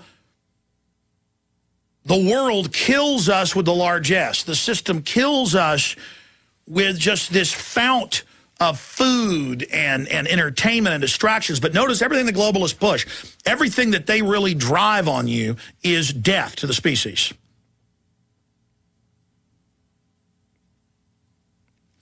And they're smart, and they've talked about it. Go back 80 years ago or so, they said, we've got to take over the education in this country. I have the U.S. National Banking Association from actually 1898. Read it on air where they said, we got to take over the media. We got to dumb people down. Have you read a newspaper from 235 years ago when this country was getting founded? I mean, they weren't showing off with their use of language. They were really into it to use wide-spectrum, delicate words woven together to truly express their deeper thoughts and understandings. The average commoner was using words and complex ideas than top professors today. I can barely read a newspaper from 1780. It's hard to read a newspaper from 130 years ago. The language is being destroyed. The use of words, their meanings is being changed, where people can't even basically communicate with each other anymore. And the globalists practice disinformation and practice dumbing down the culture. And those that understand this, they are advanced. Up to this advanced as you destroy your own species that you're bound to for eternity. This is what the heart of the matter is really all about. We are being inserted into an electronic matrix. We are not communicating with each other. Children at restaurants that I look at all have handheld video games. They're not talking to their parents. They're at the school all day. We are being programmed. And once you aren't connected to the real world and street smarts and common sense, now as you're raised up with a tablet in your hand giving you what the government wants you to see, now they can give you symbols that aren't even connected to any reality. The globalists know what they're doing. And so right now they're trying to sell us on total tyranny as if it's a good thing because they believe the majority of people are disconnected from reality enough now that they can't even communicate and can't be reached or helped. We're reaching a critical point, and humanity's starting to wake up and struggle because humanity knows how much danger it's in collectively. You know, I can't do justice to the pole shift in just this one segment ahead of Ray McGovern joining us. So what I'll do is he leaves us at the bottom of the next hour. I will spend the last 30 minutes of the third hour exclusively on the pole shift information. It's just too important, and I'm not going to just spend 5 minutes on it. And again, it's exhausting to try to cover such a lofty subject and then try to secrete the accurate paradigm information to you, because if I don't give the information out in this full spectrum breakdown, it could actually be used by the globalist for further deception. That's another problem with really becoming conscious and truly breaking things down. But I don't think there's a more important subject than the one-dimensional thinking. And once they get you in one-dimensional thinking, then they can remove all trappings of reality and put people into a false reality. And many ancient cultures could artificially do this even with low-tech means. Generationally, the priest class would train the public to even give their children up to be sacrificed. Why? It's an act of total submission to go against the very human instinct. Every culture did it. It's a tropism. You know how a plant grows. The seed's designed. Well, tyranny grows a certain way. It builds a certain system. The Japanese, 500 years ago, 800 years ago, 1,000 years ago, had the exact same feudal caste system with knights and castles, fealty to a lord, to an emperor, to a shogun, exactly as they had it in the Aztec kingdom, exactly as they had it in European kingdoms. These are cultures that hadn't communicated with each other, but they build the same systems. Tyrants, just like a certain species of spider. These scientists that study arachnids, you know, they can tell you, even if the spider's been eaten by a bird, what spider spun that web, because they know the fingerprint. They know the signature. And with the globalists, we've seen the web they've spun, but this is something new. This isn't the same web. They've taken all the old webs of tyranny and laid them over each other and then put a new high-tech web over that web. And I'm looking at this thing and I'm going, whoa, this is a kill grid. And the globalists and all their publications go, you better believe it is. We're going to kill you. They openly talk about world government, one-child policy, forced sterilization, drugs in the food and water. I've got a report here out of Federal News Radio. Presidential emergency alerts to be tested. And they're upgrading it with presidential announcements. See, that just took me into a whole fractal understanding of previous data research. I remember in '96 talking to Kevin Stone, the engineer at the local FM I was on. I remember talking to other engineers when I was doing the show out of one of the other AMs here in town. And they had all been given, the feds always tell you what they're going to do a decade or so before they do it. They put it in place and they announce it. And how many times have I told you, through the federal EAS, you won't just get occasional tests anymore. They told engineers and media companies 14 years ago and then again 10 years ago, and I was able to read the document, shot video of it. It's in my film, Police State 2000, 1999 release. They told them, when we're done, the government's going to take hours of broadcast time every day. That's going to be the new fairness doctrine, or one part of it, is that the government's just going to break in whenever they want, and they're wired in under law since 96 with their own receivers in all the broadcast units at the tower. The board op doesn't hit a button when they get an order. It automatically goes on, and the government makes announcements. They've also passed federal regulations where all clock radios have automatic transponder takeover arms where it turns on by itself and makes announcements. Television sets have it in it, all the cable systems. And Federal News Radio is reporting, and they have a link to the White House announcement that the president is preparing to start making announcements, getting you ready, of course, for when they give the true martial law announcement. Well, for the next 30 minutes, Ray McGovern is our guest. We're going to talk about Egypt. We're going to talk about the big news out of the Times of India and other publications. Bush fears arrest, scraps Swiss visit. It's funny, we were talking about this last night before I saw this news article this morning because I ran into Karl Rove at a restaurant. And we were talking about when are they going to arrest this guy for war crimes? How can Bush brag that he ordered torture? He said it again in two speeches last year. But then send people in the military to prison who were caught torturing. And we know that they've talked in Spain about indicting Cheney. You know, will Bush end up being locked up in the U.S., kind of like people like Ceausescu or in Romania? We're going to talk about all of that, or Pinochet of Chile. We're going to talk about all of that with Ray McGovern today. Ray, great to have you on with us. Thanks, Alex. Oh, and I probably should introduce you.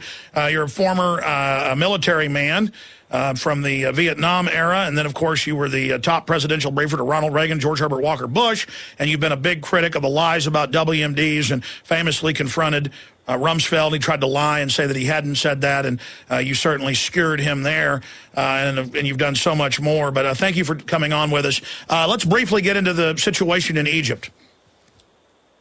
Well, Alex, there's an elephant in that living room, and the name of the elephant is Israel. And surprise, surprise, no one in this country is talking about it. This is an incredible blow, not only to the United States, but to Israel. They had depended on having a very safe frontier with Egypt since the accord where Egypt recognized Israel. And that's a long time ago, and they had taken it for granted. And all of a sudden, whoa, their strategic calculations are upset by this popular revolt in Egypt. So the real question is, what will the Israelis do? Now, people say, well, they can't do anything. They'll sit back and watch what happens. Right. That's not the way they operate. Number one, they'll operate through their, how shall I say, their supporters here in the United States. And this is one main reason why Hillary Clinton and our president have been waffling for the last week or 10 days, not knowing whether to say, Mubarak needs to get out, or, maybe you can deal with this vice president who's a well-known torturer.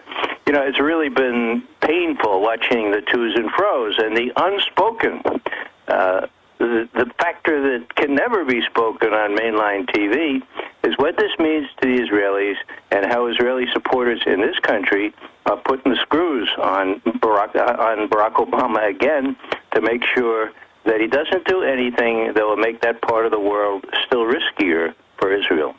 And now the L.A. Times reports a bunch of U.S. ships are steaming into the area. And on top of that, we're getting reports that Marines are being deployed into Egypt. They claim for evacuations. Do you buy that? No, I don't buy that. I think the Marines want to be prepared to follow orders, as they always do. I don't think that U.S. personages are in any danger. There may be a backup at the airport, but none of the protesters have said they're going to do any harm to U.S. officials or tourists who remain there. So this is a pretty ominous thing. I hadn't gotten confirmation about these Marine moves, but that's what Marines do. And if Mubarak decides to make a last stand, he'll be supported not only by Marines from our country, but by all manner of support from Israel, which knows how to do this, by the way, and are only a stone's throw away.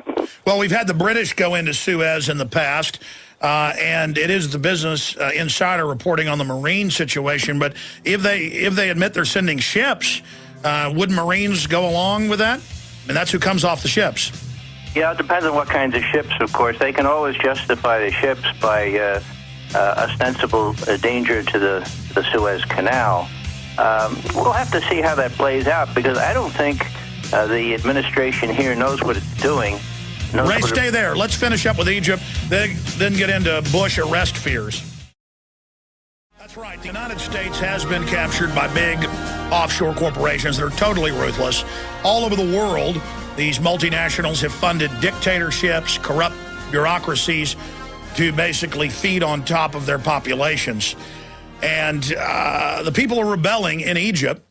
The establishment obviously recognized that and has said that they are funding the opposition, I guess, so they are still in control if Hosni Mubarak is forced out sooner than September.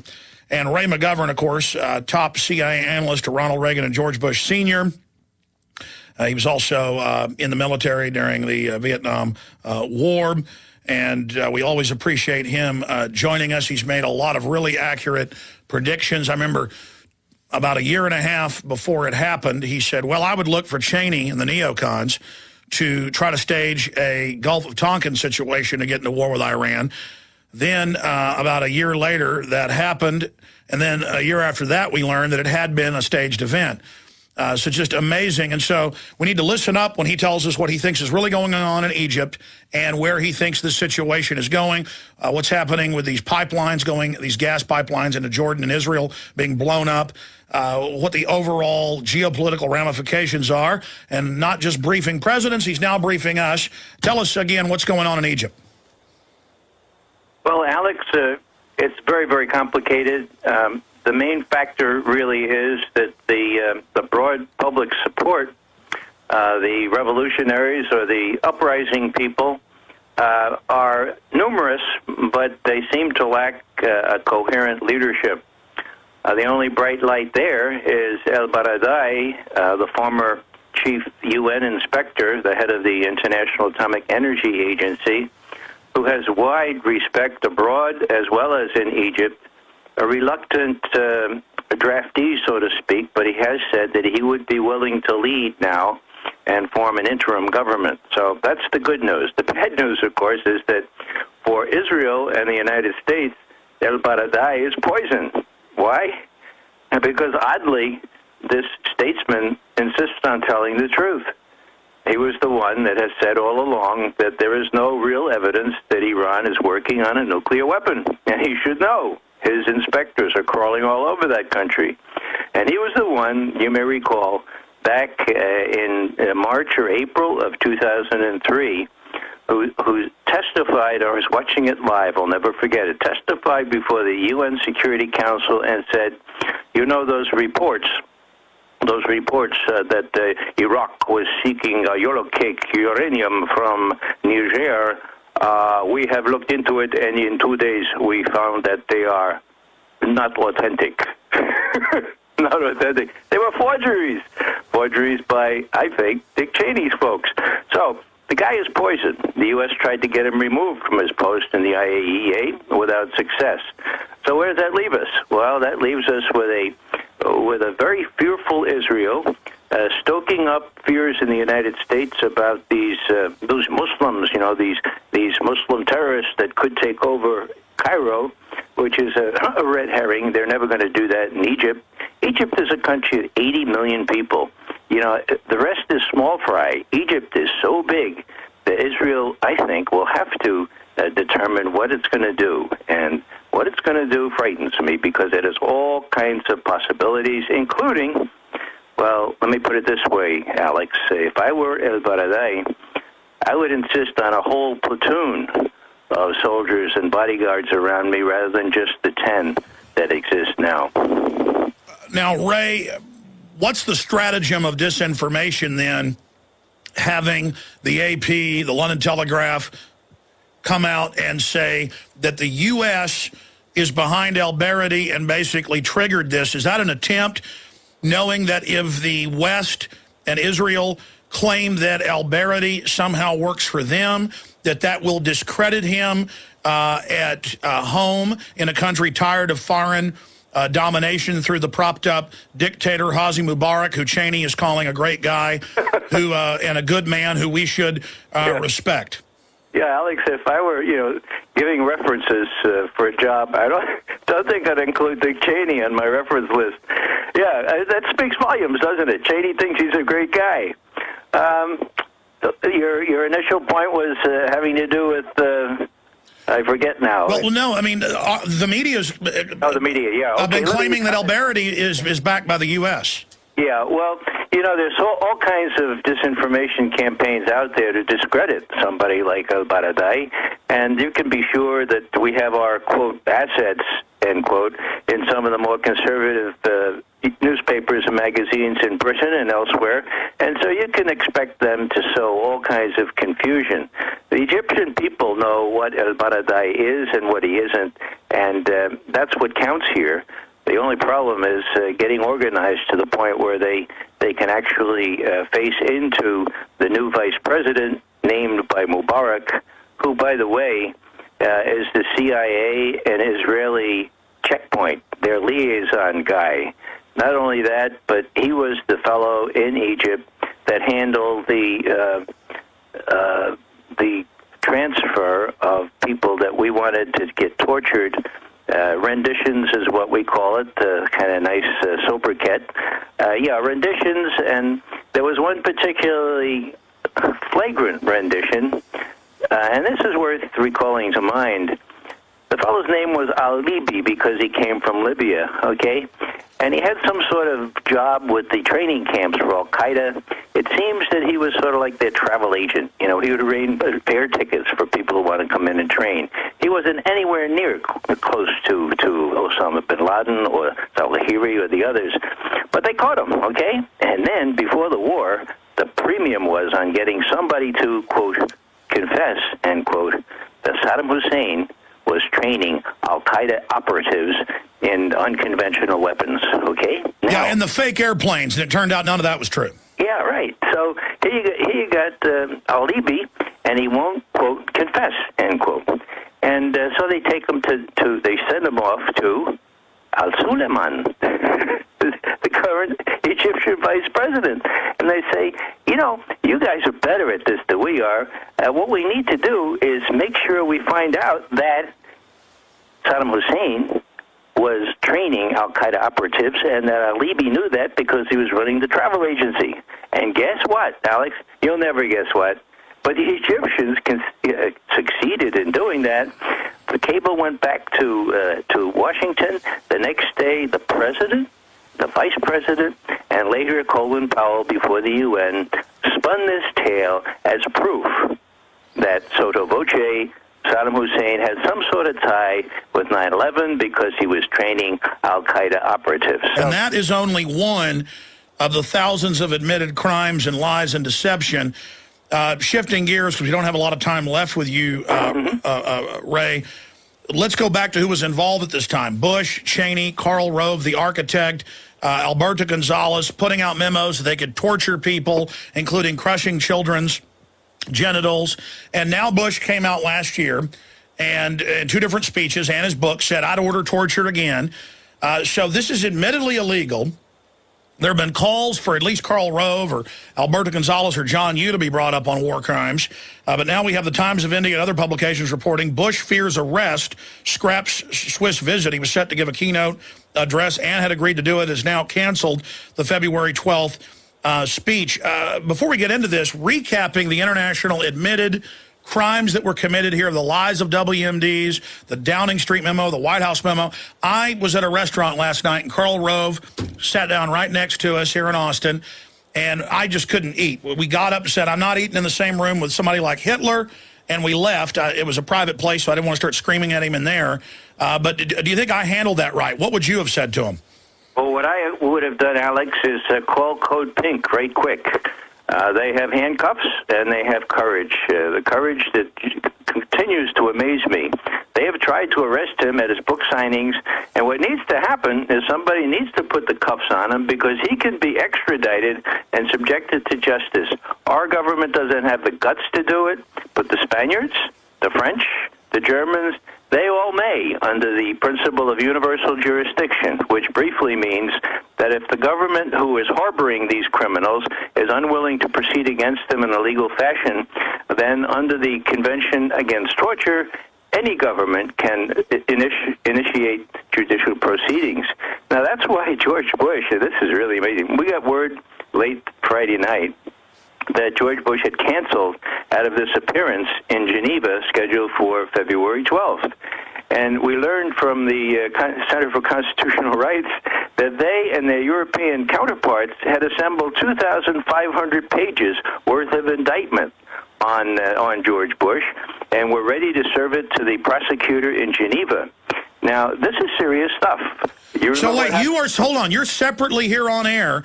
Yep. All we've got is a blurb in the Times of India. You're confirming that indeed this did go on and you have the bona fides. Yeah. Please continue. We've been in touch with the Center for Constitutional Rights. It almost worked. Someone leaked the fact that this thing had been given to the prosecutors in Geneva, and what Bush did was cancel right away. Now, the White House or the Bush spokespeople are saying, well, no, he had heard that there would be demonstrations, and he didn't want to, he didn't want to burden the Swiss police. Well, balderdash. What he was afraid of was getting detained and actually brought to The Hague for trial. Now, unless less people think that this is far-fetched, this happened before. On October 26, 2007, again, the Center for Constitutional Rights, a really gutsy organization, filed a petition with the prosecutor in Paris. Donald Rumsfeld happened to be in Paris at the time. These things need to be taken seriously. Witness the fact that Don Rumsfeld went out the back door of the embassy, drove off to Orly Airport or de Gaulle Airport, and was on the first plane back to the United States, canceled all his appearances. So, the sad thing is that Obama doesn't have the guts to do the right thing. Well, Ray, stay there. Let's continue to look at this on the other side. Incredible information. Plus, it forces this issue of war crimes out in the open. We'll be right back. Ray McGovern, former top CIA analyst, will be with us in another 15 minutes, and I promise I'll get to all these mainstream media reports dealing with pole shift. People keep wanting me to talk about it. Paul Watson's written a big article, Pole Shift threatens to cause weather chaos. That's what NASA and people are saying. Fox News reporting they're having to recalibrate airport GPS. It's pretty strange. So I'm going to give you my take on it coming up after Ray leaves us. Ray, I think it's so important here for those that don't know the history or those that might have forgotten it to recap briefly all the different war crimes. I mean, the knowingly lying about WMDs, the ordering of torture, the secret arrest, the rendition, the White House memos where the president is above the law. I mean, Nixon tried that, saying when it's the president breaking the law, it's not illegal. That was proven to be a fraud. If they are able to operate and set the precedent of doing this, and we know Obama's continuing the rendition, then there is no Bill of Rights. There is no Constitution. But worse than that, we are tyrants because we're allowing it to happen. And absolutely, by pointing out that that's probably why Bush has bought all that land in Uruguay or whatever, that they are criminals. That begins to put the idea in people's minds that they must be brought to justice. But briefly, recapping the crimes of these people. Well, how much time we have. We got about 5 minutes, but and then we'll come back. Yeah, I jest, of course, because you could go for 45 minutes just listing them. As Dennis Kucinich, to his great credit, did do 35 articles of impeachment. He read them. It took 6 or 7 hours on the floor of the House, but he did that. They're on the record. You can get them from warisacrime.org. You know, the ones you mentioned are the more obvious ones. Also, starting a war of aggression, which was banned after World War II in numerous international documents. But, you know, one of the things that toward the end, I think it's Article 33 and 34, it talks about his, at best, his complete incompetence in handling the intelligence information that was available before 9/11. Now, that was criminal. That was malfeasance, not just misfeasance. And then the lying about what he was told. Now, not many people know that George Tenet, the head of the CIA, lied under oath during the 9/11 Commission proceedings when one of the congressmen on the commission asked him, George, what did you say to the president during the month of August 2001? And he said, I had no contact with the president. I never saw him. And I said, well, how about telephone? No. He was on, he's down in Crawford, and I was on, Well, it turns out that Tenet saw the president on the 17th of August and on the 24th of August and on the 31st of August. So he lied under oath. His statesman or his spokesman a little while later said, he erred. But that's what was on TV. Why did he err? Because Tenet, however incompetent he was, did tell them about that threat that Islamic terrorists were learning to fly airplanes. He followed up on the president's daily brief item. And so there's lots in those indictments that just show that the president and those who served him, first and foremost, the sycophant George Tenet, lied under oath. And there are lots of things that were in the articles of impeachment against President Nixon, 3 articles, which are also very operative under Bush. The difference is that John Conyers had some guts back in the 1970s. John Conyers is now an old part of the establishment and didn't want to risk Democratic gains in the by-election of 2006. And, of course, going back, though, to the Condoleezza Rice memo, where they said, we didn't hear of plans to fly planes into buildings, and then it turned out bin Laden determined to attack, and that the FBI memos even said fly planes into the World Trade Center, so they lied about that. They knew, and they stood down. Yeah, they didn't do anything. Now, the charitable explanation is that they were just completely incompetent. There's lots of reason to believe that there's a more sinister explanation, but none of them, to my investigative mind, are conclusive just yet. The other thing that needs to be mentioned, of course, is that there is a memorandum released by Attorney General Alberto Gonzales, which shows that George Bush on the 7th of February, wow, it's the anniversary, isn't it? Yeah. 7th of February 2002 approved torture. What he said was, we don't have to obey the Geneva Conventions. We will treat prisoners, quote, what was the words he used? Quote, humanely, as appropriate, and as consistent with military necessity, period, end quote. That's not what Geneva says. The president can't just prescind from Geneva, and that's what he did. And then we got the more detailed memos where they talked about what can we do. Well, we can bury people alive, yeah. We can torture children in front of their parents, yeah. Ray McGovern, stay there. I want to talk about where this is going with an American president not able to travel to Europe. This is a big deal. Stay with us. We'll be right back. Then I'm getting into the other big news item. Ray McGovern, a true specialist in geopolitical machinations, is our guest for another 6 minutes or so. If you just joined us, Bush fears arrest, scraps Swiss visit, and this is big news around the country, but Ray knew about it on Friday. This just broke this morning in the Times of India and other publications.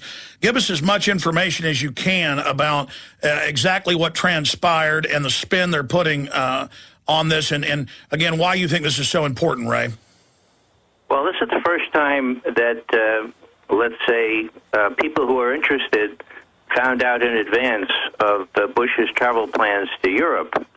And so the Center for Constitutional Rights, which does not shy away from controversy, and its European counterparts put together a 2,500 2-page complaint against George W. Bush for having authorized torture. Now, it wasn't much of an argument because he admitted that 3 times within the last 10 months, 2 times orally and once in his book. Now, the last time he did it orally was with that MSNBC fellow who interviewed him, and what George Bush said, well, yeah, I authorized torture, and I'd do it again. And the fellow said, well, do you think it was legal? And what Bush said is, the lawyers said it was legal, and I have to follow my specialists. So here we have the lawyers, right? Now, mafia lawyers will always tell you what's legal or not. These lawyers, and there are 6 of them, that are being possibly prosecuted in a Spanish court. And 1 March is the drop-dead date, because under the International Convention Against Torture, if a host country harbors a torturer and does not proceed against him judicially, then any country can do so, any country that has signed that convention. And Spain, Germany, Italy, the rest of them have all signed it. So what does it, and the Swiss. So what does this mean? Well, Bush had to cancel his trip, which is highly embarrassing that a former president of the United States can't travel to Europe, but there it is. Now, what about the lawyers? The lawyers are not exempt. They claim, well, we just gave advice. Bush was the decider. The lawyers under the Nazi regime in Germany were prosecuted, convicted, and given strong jail terms. Yeah, that's the just following orders situation. Yeah, so these lawyers are equally culpable. Their names are Gonzalez, Addington, Jay Bybee, Jim Haynes, Fife, and one other whose name escapes me. John Yoo? Yeah, John Yoo, you got it. Okay, so those are the 6. Now, by March 1st, the Spanish court has demanded that the U.S. Attorney General tell Spain, are we prosecuting them here or are we not? The answer, of course, will be we're not prosecuting them here because Obama says he likes to look forward rather than to look back, okay? So what will that cause? We hope, and we dearly hope... That makes them complicit and that their courts get involved. Well, yeah, and so the Spanish court, just as they did, by the way, with the other torturer, the guy from Chile, Pinochet, just as they did with him, they have the option to proceed against George W. Bush for his war crimes, according to the affidavit and the complaint that was given to the Geneva authorities. And so that's why he quit. And the things that going forward in Spain are the lawyers that are said to have given this advice. Well, we know they gave this advice to George Bush because that's what he wanted. So the lawyers are not exempt.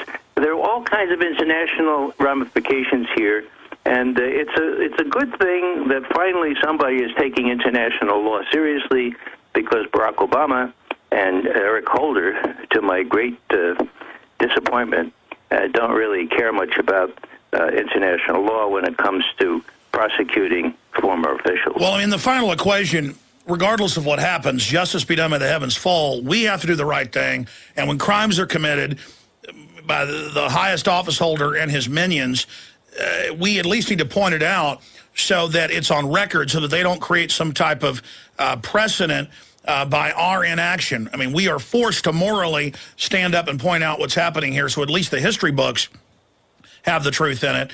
But as we've seen with many other dictators, down the road, we could actually see them getting in trouble for the crimes they've committed. We certainly can't just give in and say, well, yeah, they're the Fuhrer precept. Mm-hmm. Yeah, Alex, you mentioned 2 words that are really operative. One is moral. Nobody talks about moral anymore, but that's what's at stake here, the soul of our nation, and the fact that precedent will be set if we let a president get away with this. And so, we're trying from our end, but the Swiss and the Spanish know that we're trying, and it's up to them in a sense. And they they're under great pressure from the Attorney General in our country. We know from the WikiLeaks cables how hard our administration, the Obama administration, has leaned on the Spanish, on the Germans, and on others not to prosecute known CIA people, for example, who kidnapped Al-Masri from he's a German, and other Spanish. And if they can get away with that, the sky's the limit. In closing, on the similar area. And I'm not just saying this. I'm not exaggerating. I was in this restaurant for 25 minutes with Karl Rove, with him sitting right beside me, 3 feet away. And we had to get up and leave. We were talking about confronting him, but we were going to wait till the end. But we physically, listening to it, couldn't do it. I know you've been in and around Washington, worked in the White House. So I wanted to ask you if you've ever been around Karl Rove, because I'm not exaggerating. He was with 5 people, and he was gibbering and cackling like a witch almost incessantly. And if I saw somebody at a bus stop like this, I think they were crazy. I mean, he came off like a textbook villain. It was I have witnesses. I have crew members that were there, just all demonic laughter. Have you ever heard that about Karl Rove or Turd Blossom? I haven't heard about the demonic laughter, but I have seen the demonic activities that he's been guilty of. I face a situation with Rumsfeld. Rumsfeld is coming to town next week to sell his book, and I will go and confront him if I can. Certainly my colleagues will do the same. It's always a judgment call, and you're a public figure, and you have other considerations. But were I you in those situations, I would have stood up and very politely said, Karl Rove, we find you guilty of this, that, and the other thing, and I can't sit next to you, so it's either you and me. You or me get out of here, and I'm staying. And see what happened. And it would cause a row, but that's what happens. You're in Houston, are you? No, I'm in Austin, Texas. Austin. To be clear, we got up and said, we're not going to sit basically in a restaurant with Hitler. That guy's a war criminal, and left. And I have confronted politicians and been arrested for just asking George Bush a question. So I confronted Janet Reno and countless others. It's just that, plus Aaron Dykes, who was with me, was arrested about a year ago in Austin for asking him a question at the University of Texas, and that case is still pending. That's probably why we didn't just really start screaming at him. You're right. This guy's a war criminal, and we probably should have gone further. Well, it's a judgment call. You may get another chance. But for your listeners, if they see Karl Rove around, I hope that knowing what he's done, that you don't sit around like those obedient Germans in the 30s, and you confront them directly and say, we think you ought to be arrested, and if you wait here for a second, we'll get those ladies from Code Pink. They have the handcuffs. They're going to put them on you. Something like that, because he should not be able to walk around freely given what he's guilty of. I agree with you. Ray McGovern, thank you for spending time with us. People can go, of course, to Consortium News. Give us the URL where people can read your great writing first. Well, it's consortiumnews.com. CONSORTIUM news, one word, .com. And you'll see not only my writings, but those of Robert Perry, who, in my view, is the best investigative reporter left in this country. We'll have to get Robert on. Ray, talk to you again soon. God bless. You're most welcome. All right, there goes Ray McGovern, and he had cancer that he beat a few years ago. He just had his CAT scan a few days ago. He's going to get the results today of his lymphatic cancer. Let's pray for Ray McGovern that he continue to be in complete remission of his cancer. Let's also pray for Charlie Sheen, because when I've known Charlie Sheen, he's been a dignified guy, never seen him drink or do anything. But obviously Charlie is having some problems right now, and I've been wanting to tell folks to certainly pray for Charlie Sheen. And I never even talked about Aaron Zellman dying a month ago. I should eulogize him, the head of Jews of Preservation of Firearms Ownership. I mentioned it, but I've wanted to properly eulogize him. We all need to pray for each other out there in this world. Okay, pray for Rush Limbaugh, too, and his OxyContin addictions. And I mean that seriously. I'm going to spend the balance of the broadcast now dealing with pole shift. We live on an ever-changing world. We're hit by comets. We're hit by asteroids, solar flares. NASA admits if a direct solar flare ever points towards the Earth, it will blow out all of the satellites that are on the sunward side of the planet. That will cause serious issues. As we become more and more dependent on technology, pole movements or huge pole shifts, solar storms will affect us. And the sun is the biggest driver of climate and climatological change on this planet. And Paul Joseph Watson has put together a detailed report that we think is very important for everybody out there talking right now about pole shift. And why are we talking about it now? Well, we're talking about it now Because for close to 80 years, they've been studying the magnetic fields of the poles. And the last 50 or so, there's been intense metering of them at stations around the globe. And you could spend days trying to read all of the NASA reports, Scientific American reports, the list goes on and on, Fox News reports confirming that the pole is moving and is beginning to shift. We don't know how much it's going to shift, faster than it's ever has shifted since it's been recorded. Now, that isn't as scary as it sounds. It could be, but we don't know because we don't know that it doesn't fluctuate every 50 or 100 or 75 years or randomly whenever the sun goes through different permutations of cycles. But if it shifted a few thousand miles, cataclysmic. Oceans rising. Texas could find itself where the North Pole is if there was a 3,000-mile shift. If there was a 5,000-mile shift, Texas could find itself, basically where Japan is. I mean, it's unlimited, and right now it's moving towards Russia, and it is moving. And over the years, I heard all these scientists and people saying it was going to shift, it was moving, and there's historians that have studied it and gone into the ancient text when things like this were reported. We're going to start looking at it more because, I only go off stuff I can prove. And I don't like to get up here with, cataclysm. And I remember back in 99, Planet X will be here next year. And then it wasn't there. And then it's going to be there the next year. And people attack me for, saying that I thought it was at certain levels of fraud. Are there other planets out on the Kuiper Belt? Undoubtedly. They found hundreds of planetoids as big or bigger than Pluto. That's why they've delisted it as the 9th planet, because you'd have to count all those others as planets. I mean, in a way, I tend to agree with that analysis because, there's so many. But the thing is, we don't know. Now they admit, watching the Shoemaker-Levy comet that broke up and hit Saturn, that we probably get hit it could be 6, 7, 8,000 years by giant asteroids. They don't know, but they know it's more often than they previously thought, every million or so.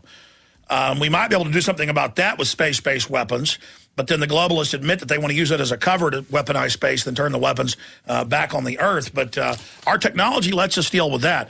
But our technology is not going to be able to deal in the foreseeable future.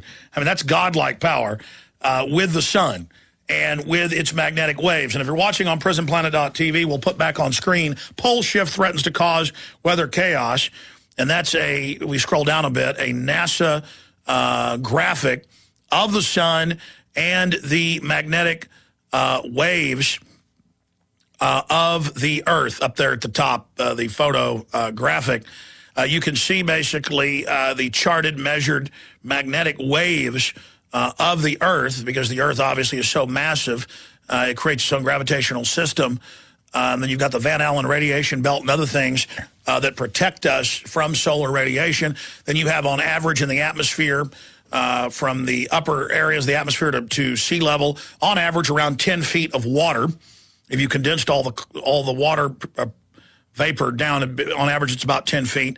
There's several inches of rock in the atmosphere. If they condense all the rock dust and potash and volcanic ash and pollen and things that are in the atmosphere, and bugs get blown up into the sky, and they found frozen spiders and things that they've tested and that are thousands of years old that have been up there floating around. So there's several inches of rock and other particula that also is a shield that the sun has to shoot through. So we have this article dealing with the full spectrum of what we know is happening right now. And so, yes, it could be quite alarming. I mean, this could happen. And it is moving now faster and faster. Pole shift threatens to cause weather chaos. Will paying billions of dollars in carbon taxes to Al Gore and his cronies solve the problem? Because obviously they're saying all this weather and cold weather is global warming, and magnetic pole changes are global warming, and pay them taxes and it'll fix it.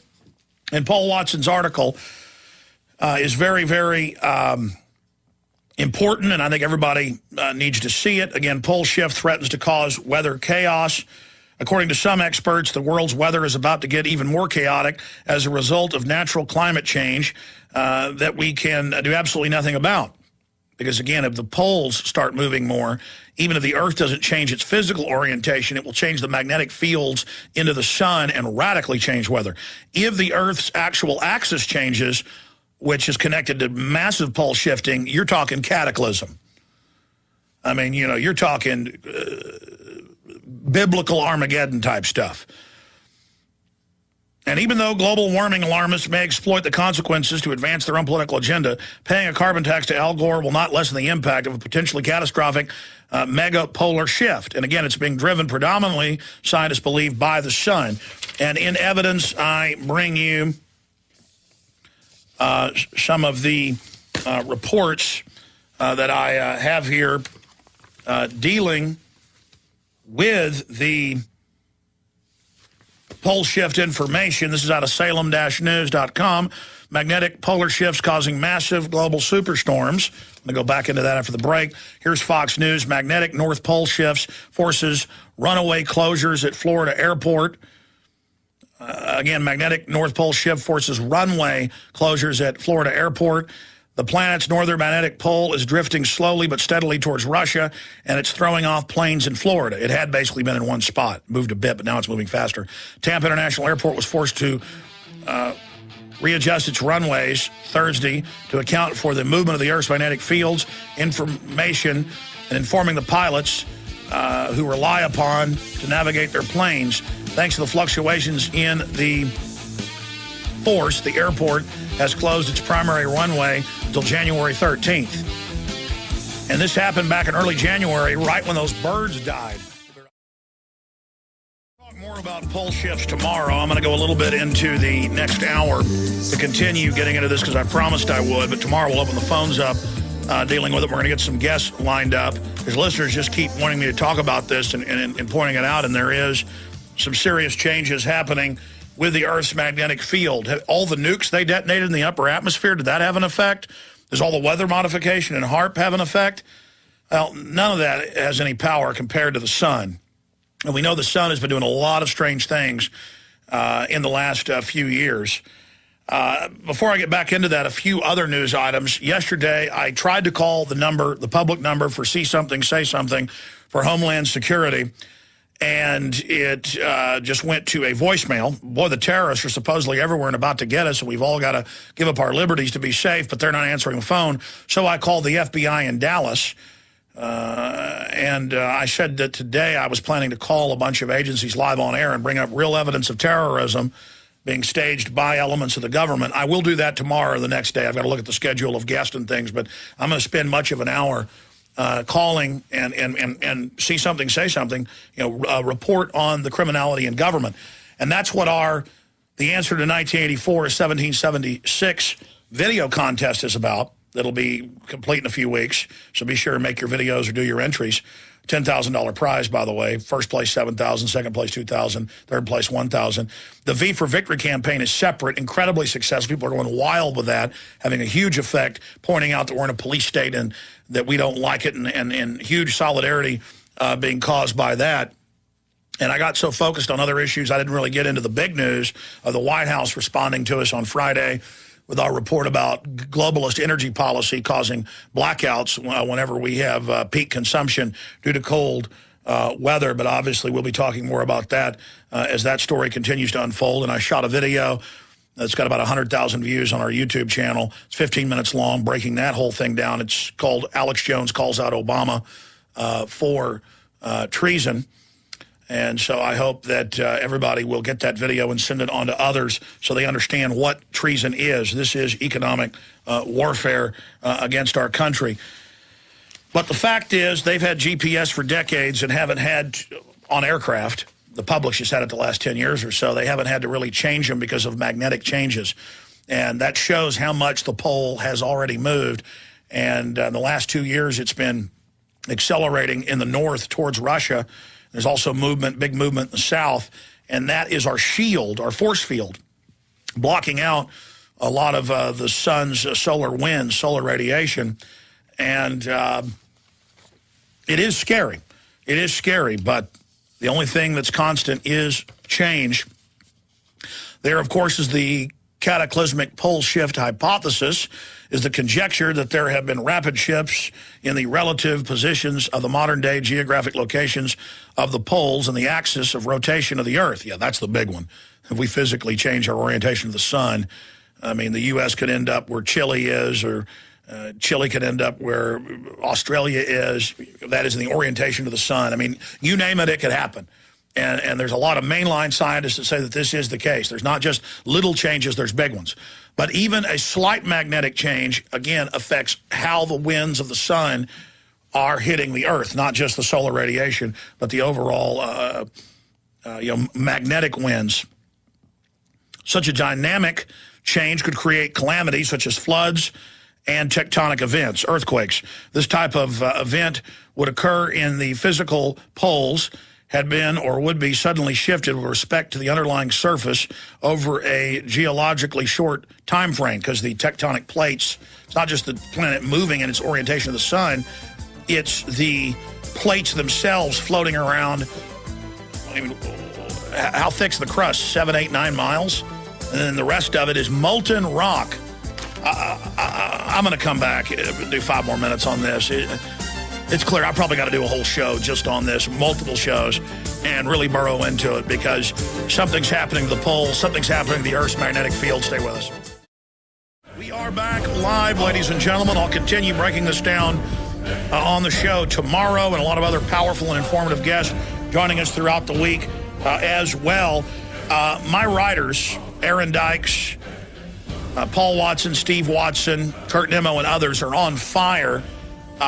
Steve Watson has a big report at prisonplanet.com. We'll make sure it gets up on Infowars.com. AOL and the Huffington Post team up to provide a perfect blend of sanitized news content and celebrity gossip slop. Anything of any worth is ignored or censored. There's also the George Soros angle that he's hooked up with the Huffington Post. Now the Huffington Post is to run all of AOL's news. The new editor of AOL News is Ariana Huffington, so it's more of a merger, not just a buy-up of the Huffington Post for $315 million. So that report is up on prisonplanet.com. Good job to Steve Watson on that report. Cataclysmic pole shift hypothesis, and it goes on to say that scientists have found that in Earth's history that there is a, quote, polar wander of 1 degree per million years, but you know, they did say it was every million or so an asteroid hit us. Now they know it's could be every few thousand, every 6,000. Between approximately 790 and 810 million years ago, when the supercontinent Rhodina existed, 2 geographically rapid phases of true polar wander may have occurred. In each of these, the Earth rotated 55 degrees. That's massive. And again, this is just scientists thinking that this happens, but this is respected. I mean, they admit that there's evidence of this going on, but they're trying to say, don't worry, it was 800 million years ago. You know, don't worry, it was 200 million years ago. The geographic poles of the Earth are the points on the surface of the planet that are intersected by the axis of rotation. The pole shift hypothesis describes a change in the location of these poles with respect to the underlying surface, a phenomenon distinct from the changes in axial orientation with respect to the plane of the ecliptic that are caused by the precession and movement. So, and you add all of that with government increase in monitoring of this and opening new facilities around the world to study it. I've got a press release here by the British Geological Survey, South Atlantic Anomaly, and South Georgia Magnetic Observatory. And they're talking about all these new anomalies they're picking up and how they're building new facilities to track it. Something I'll get into tomorrow is out of NASA.gov. We actually covered this when it came out in 2008. But they've discovered that there are these magnetic pathways or portals where the magnetic fields of the sun and the Earth are actually joining and creating types of magnetic wormholes, where there's all different types of variants and connections. Really heavy stuff. Magnetic portals connect Earth to the sun. That's the NASA headline. Here's Scientific American. Satellites spy changes to Earth's magnetic field. And they say, though the process can take nearly 5,000 years, the Earth's magnetic field periodically reverses. According to a report published today in Nature, scientists may have detected the beginning of the field's next such reversal. And that's when all the freakouts started back in April of 2002. That's where this article is from, out of Scientific American. And now here we are 9 years later, and it is accelerating its shift. And so it could happen. I mean, it could happen. And that could be why the globalists are gearing up so much of this police state stuff as well. I mean, I've always tried to poo-poo 2012 and the rest of it, but obviously this is going to have to be looked at. But even if you don't get massive tectonic movement or a overall change in the Earth's angulation to the sun, there's the issue of the Earth's magnetic field shifting in its orientation to the sun in massive weather shifts. And that's what Paul Joseph Watson's article deals with in great detail. And so I hope people will check out that article at prisonplanet.com and get it out to everybody. Pole shift threatens to cause weather chaos. prisonplanet.com. Visit Infowars.com and prisonplanet.com. When you're on the site, you can also tune in 24 hours a day to my daily radio broadcast. There's also a free iPhone app to listen to the syndicated radio show when and where you want.